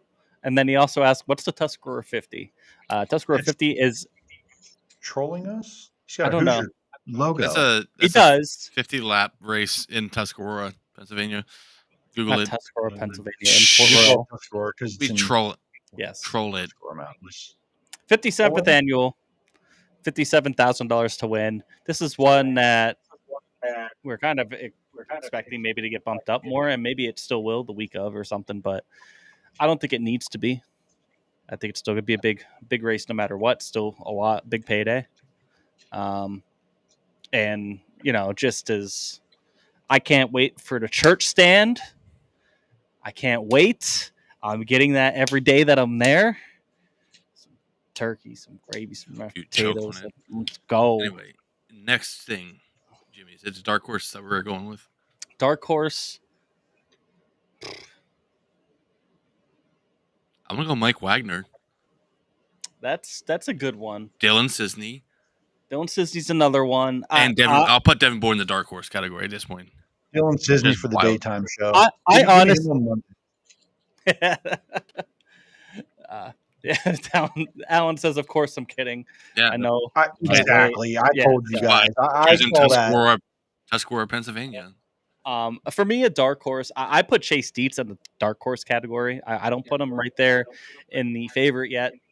He's been there, but I'm not sure. Brad Sweet is another one I'll put in. He doesn't really run that great at Port Royal, but the fact you just put Brad Sweet in a dark horse category is a felony. I'm pretty sure in 49 states. So, have any of you picked him as a favorite? No, because I would hate to see it. That's why. Sure, but yeah, I choose my heart. Whatever. Daniel Lee, and here's another one I was just gonna say. Brett Marks. This guy's reading my mind because I was going to say you might think I'm crazy, but has Brent fallen into the category of a dark horse for this thing, not a favorite? Maybe just The way- kind of recent trends. He has Yeah. had He's finished a down year. He's finished podium the last 2 times at Port. He was here this year. Mhm. And but the way the season has gone, Brent's a dark horse. And if he's not in your conversation of like, hey, he's a guy who's a threat to win, we all know that. But it's back to Port Royal. It's back home. You can get some feel good. It's a good time for him to get $57,000 richer, I'd think. I think when we're talking dark horses here, the favorites are the guys that like, because the format's a little bit different, right? I mean, the way the points are and whatever, the way the format is, which I don't even know exactly off the top of my head. I just know it's not lined straight up. Basically, there's like passing points and stuff like that. Every lap matters, Jimbo. Every lap matters. Jimbo. But there's certain guys where it's like, I don't care about the format. They're going to be up front anyway. And those are the guys that we're talking about favorites. Dark horses, I'm thinking like if they get a good pill draw, they hit their time trial lap on, they're guys to watch for. Brett Marks is in that category. Brad Sweet's in that category for me. Brian Brown, defending champion. Zeb Wise, another one. Those are guys that are like, if they pull the 99 pill out of 100 and the track really blows off and they don't time well, I'm not, you know what I mean? And that could happen to anybody, but there's still guys those are guys I feel like if things fall their way, they can absolutely bring this down. No doubt. So you mentioned Brian Brown. We're fools for not mentioning Rico, by the way. Yeah, and I think because he's been really good, and he's shown good speed at Port. He's been really good lately. He's been really good. He's going to be a factor, especially because of time trials. And that's kind of why I didn't put Corey Dave there either, because they both just have bad luck at Port. It seems like every time they're on there anymore. But yeah, they're definitely in that conversation. Since we're talking dark horses, and this is probably an edgy one, Lance DeWeese, we're presuming going to be there in that Shear 12 car that was the front of the field a lot last year with Brandon Shear running it. Yeah. I know that was obviously different circumstances, unique race, but still, Lance DeWeese is kind of good at his job. If he gets into that feature, that's a weird thing to say in its own right. Like if he gets in that feature, we've seen this race one from 18th or whatever. You know what I mean? Like, right? So I mean, there's plenty of laps, and if this track gets blown out and widens out, which the way early knock on wood weather looks, it's not going to be. It shouldn't be too locked down. It should widen out. You could definitely see guys come from the back. My sentimental burn the place down, go crazy pick is Mike Wagner. Yeah, let's go. He's won a race this year. He's had speed every week. He gets out front of this race. Yeah. That place, think about it. It would go nuts. Oh, yeah. We'll burn it down. I thought you were going to go Mike Walter, which I would also burn down the whole Juniata County for, but... Sure. Yeah, Tanner Thorson as a dark horse. I don't... Yeah, he just got a win, which is great, but I don't... He has to show me more. I don't know about the big half mile stuff. There's some of these guys where I like, man, I can't believe I'm going to say this. Rico's the one we forgot about, though. Jeremy was spot on. Yeah, that is. Like, but a guy like Tanner Thorson, a guy like Lance DeWeese, a guy like Zeb Wise, Mike Walter, those are guys I could see struggling to make it out of the B main, unfortunately, too. You know what I mean? Sure. Like it could go either way because this field's going to be so stout. That's nothing against them. I'm just saying. It could go either way there. But yeah, I mean, it's going to be, obviously the high limit field is stacked, but the high limit room is a big buy-in. Yes. But that Port Royal, and we've talked about it a couple times this year, that Port Royal weekly contingent of cars, they're strong there, and it's good. It's a cool little, something that's kind of developed. They never really had it before. They used to have maybe 3 or 4 guys that would run there weekly, but now they have a big group, and there's guys that are competitive every week. You got Dylan Sisney. You got a guy like Jake Kirkland that can Garrett And Bard, I was going to Cody go. Lehman. Those guys, can win weekly races. Now, can they win this? They're definitely in the backhand of a back of a dark horse Right. train, but.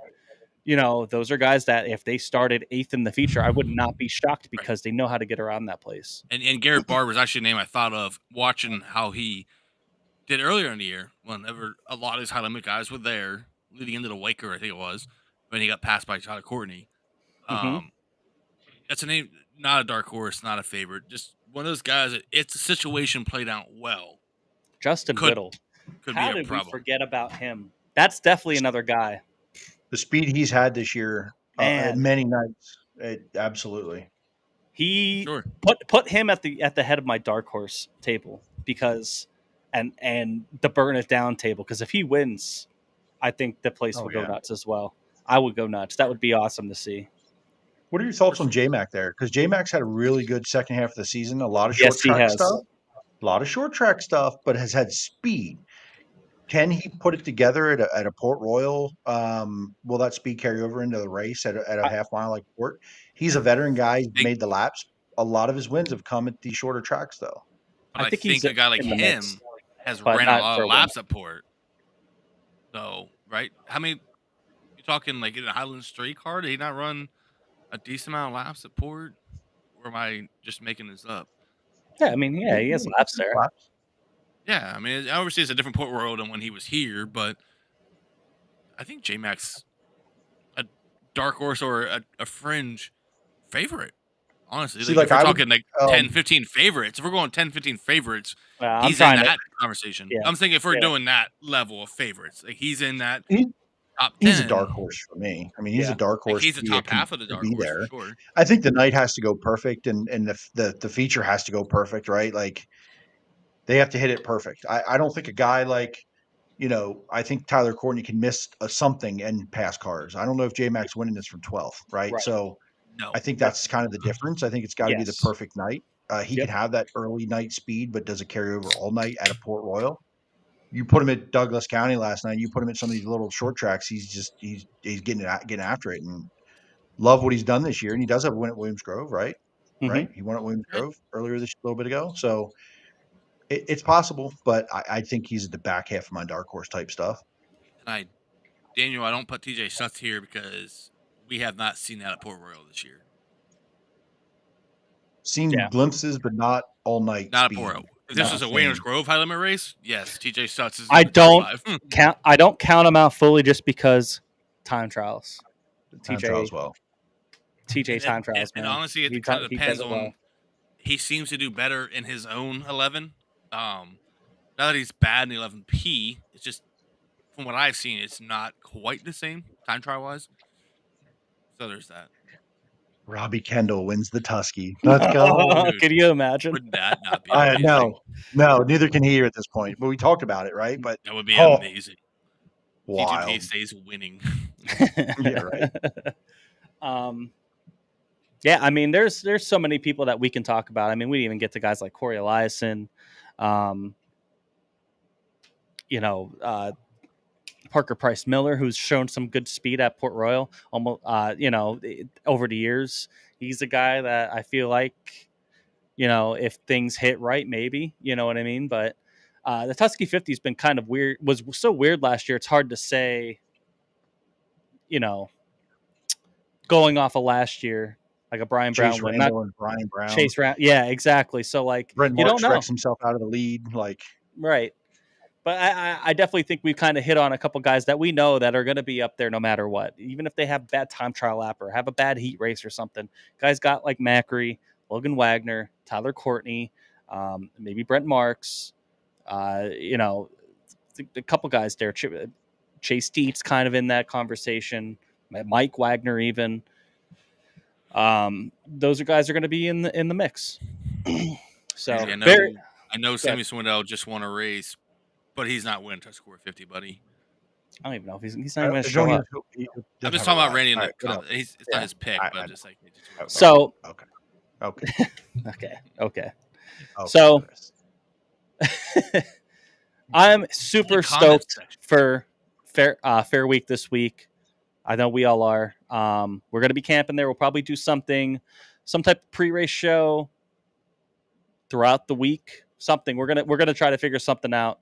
Kind of like we try to do. We did like a pit walk for Weichert. Maybe we'll try to do something like that again for one of the nights here.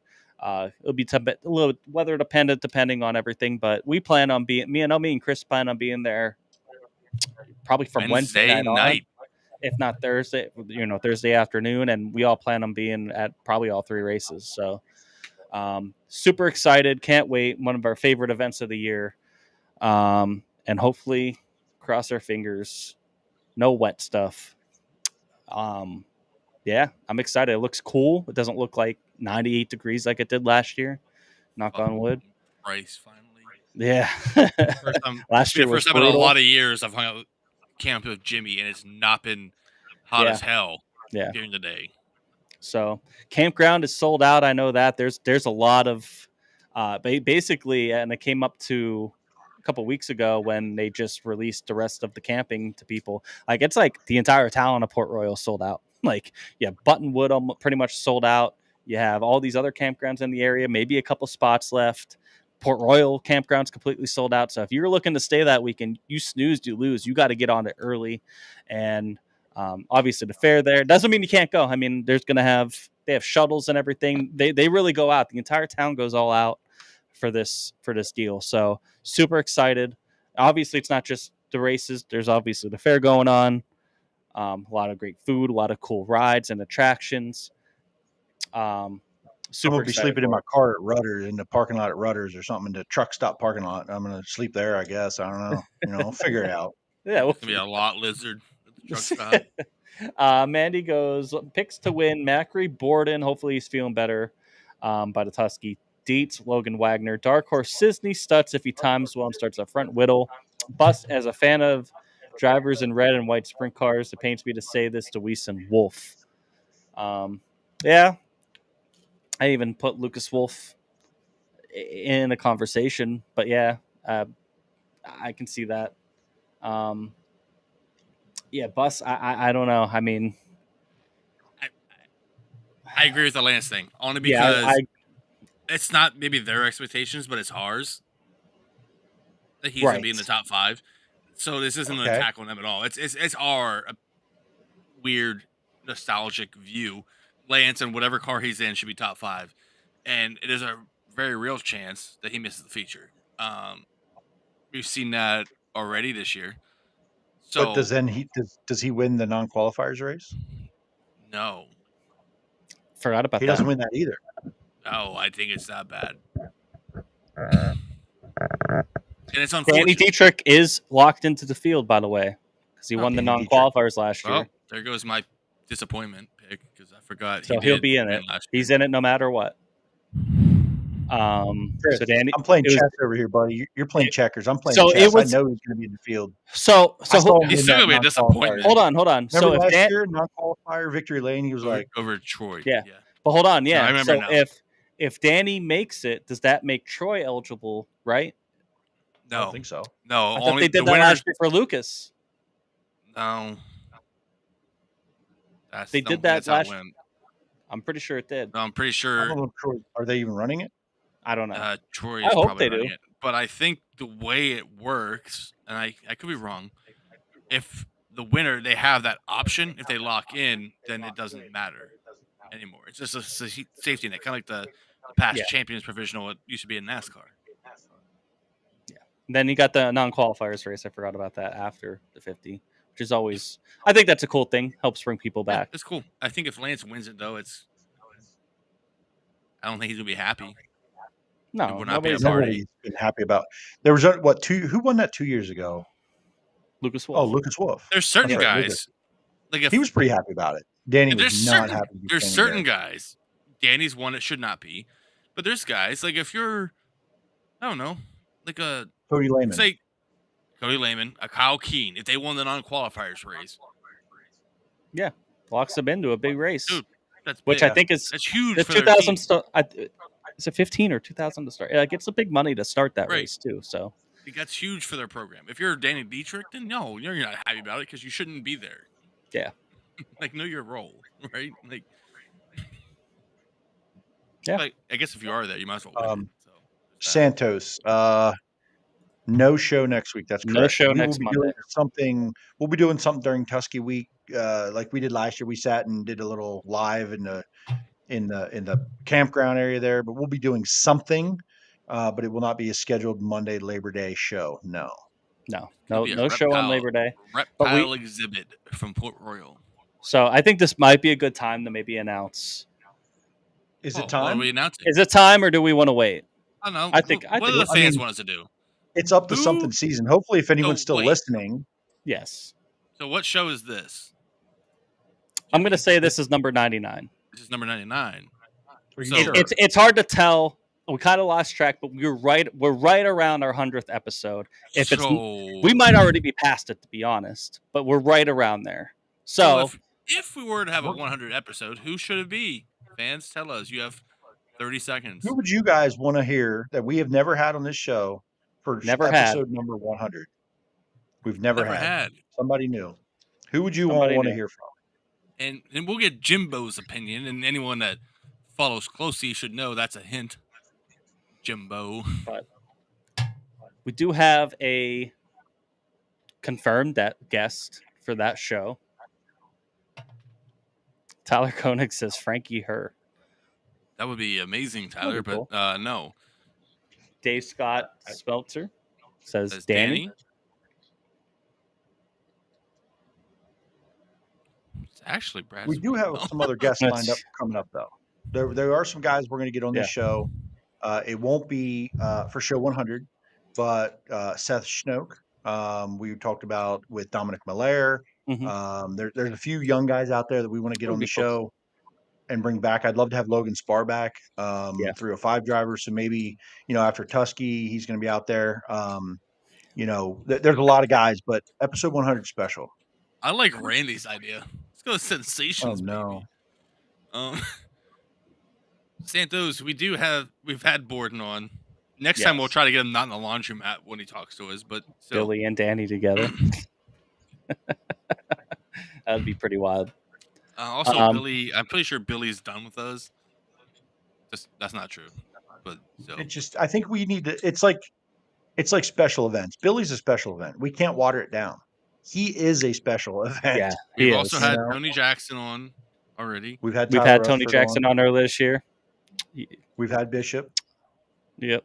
Tyler Rutherford, he's getting there soon. Coming soon. Did we have Tyler on? I don't think we No. did. We did not. Really? How did we did not not. have Tyler on? I I swear don't know we had. because I told you that Ron told me we should have Tyler on. It just didn't work out so far. Yeah. Oh, shit. And I'm sure we know in the off season here, we're gonna have more. Lance is a busy fella, but you never know. That's definitely one we're gonna try. So should we? Can I announce it? Okay, we've Go ahead. drugged this. We out far have enough. one. We drug it out far enough. We have one confirmed guest.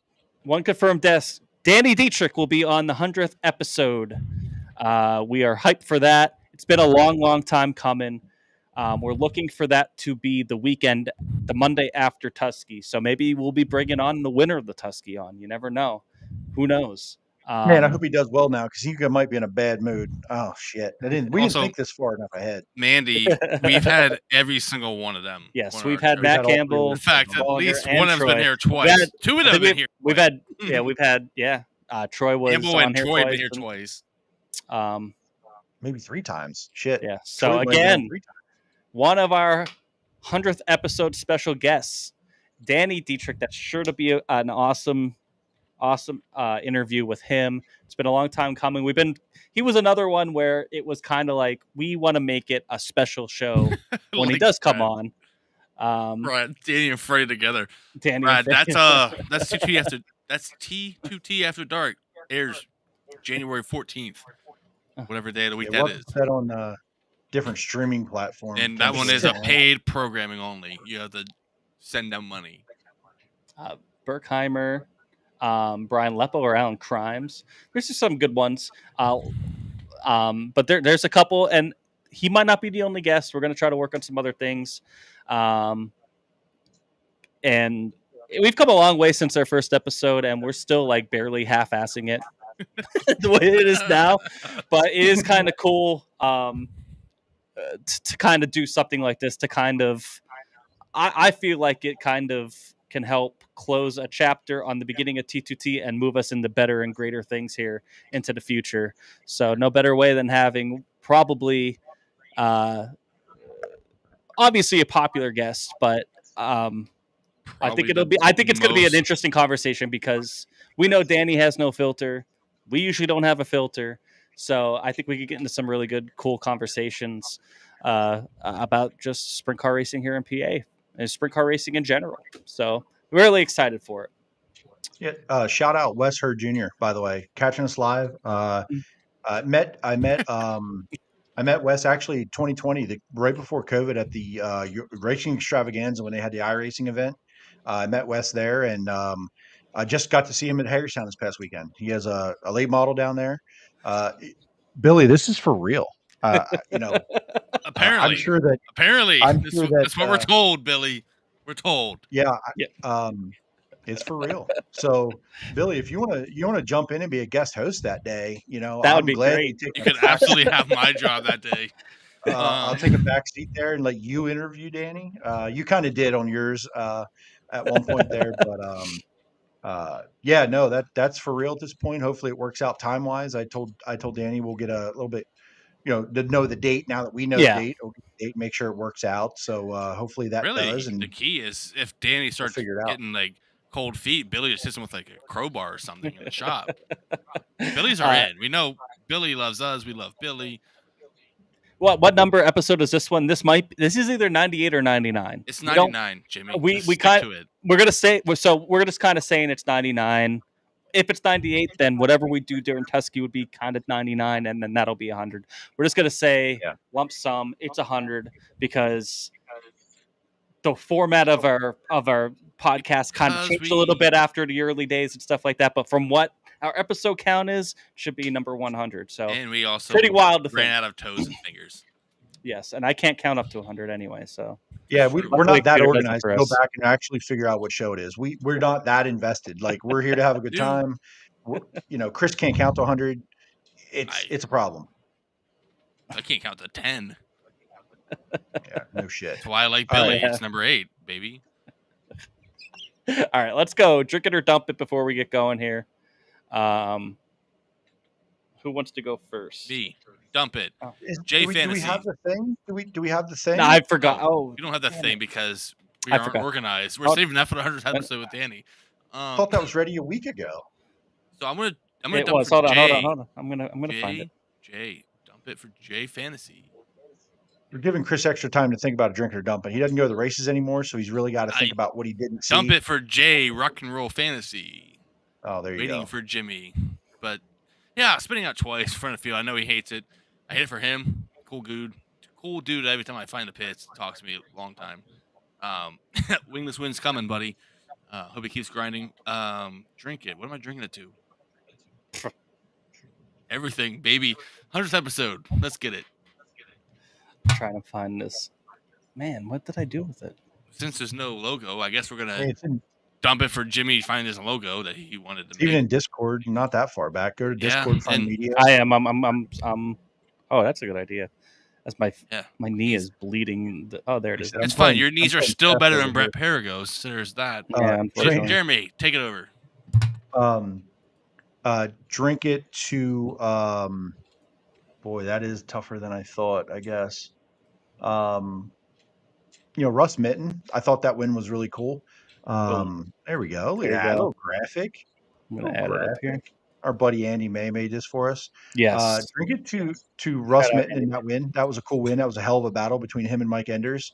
That was a fun battle to watch. There for lap after lap. So, oh yes, Wes. I haven't drank a lot lately, but yeah, absolutely. That one night I got pretty drunk here. That one night I had a hangover after that one night. I got quiet though. I stopped talking. But I think that was a cool win in the wing sportsman division. It was cool to see kind of an OG veteran, different.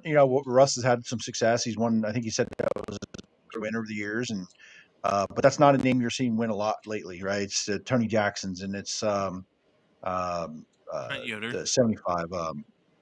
Kenny what? Etkin. Kenny, sorry, Edkin, and those guys. Scott Dellinger's had a hell of a year, but it was cool to see that. Dump It, Brett Perigo. I know I'm going all sportsman, drink it or dump it this weekend, but obviously a close friend of ours, and thankfully he's okay. Got his bell rung for sure.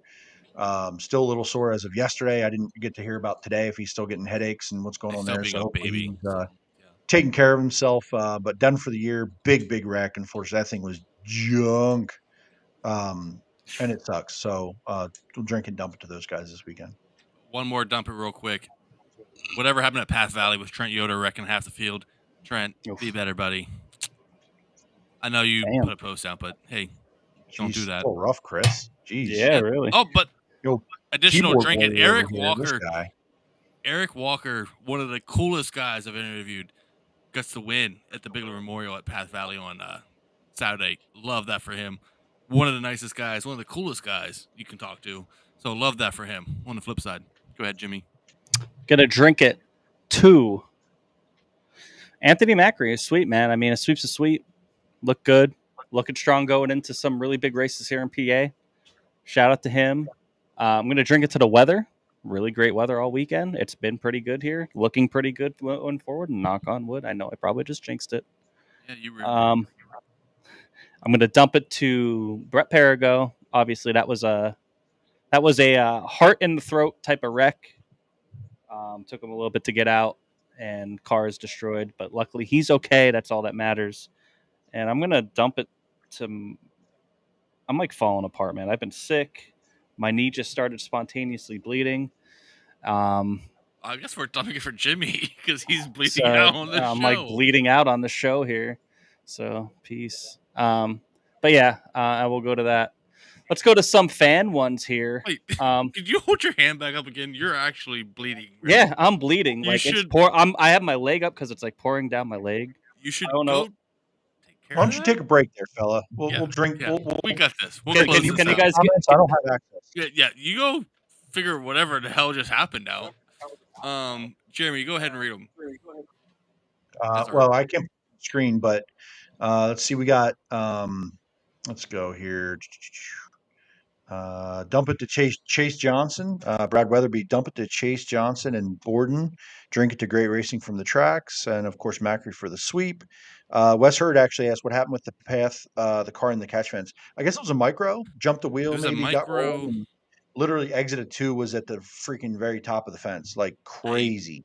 I did hear he's going to be okay overall. Just had a lot of difficulties. But I think the recovery, from what I read yesterday, he's going to be okay. And he's a veteran micro driver. He's been around forever.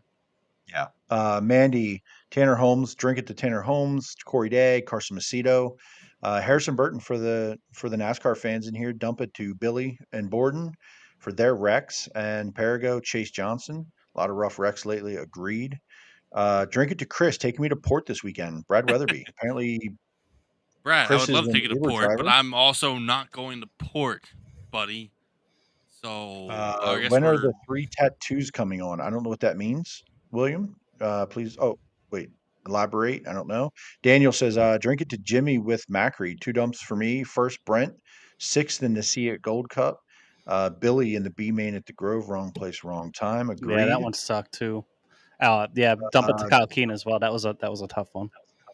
Yeah, for sure. Wes Hurd, drink it. Go blood transfusions for Buddy leaking on the floor.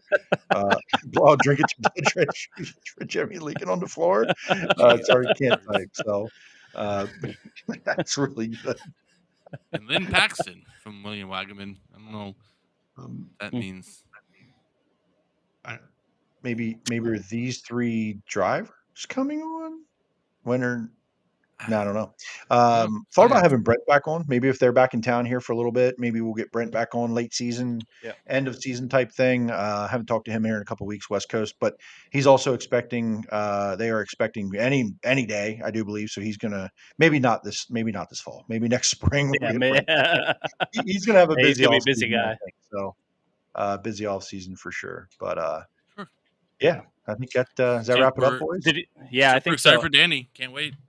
Super excited Hey, for the man. 100th episode. Excited for Danny. Excited for these next 2 weeks. So much racing going on here. So much great racing going on here. And as always, drink it to you guys for tuning in and listening in every week. We really, really appreciate it.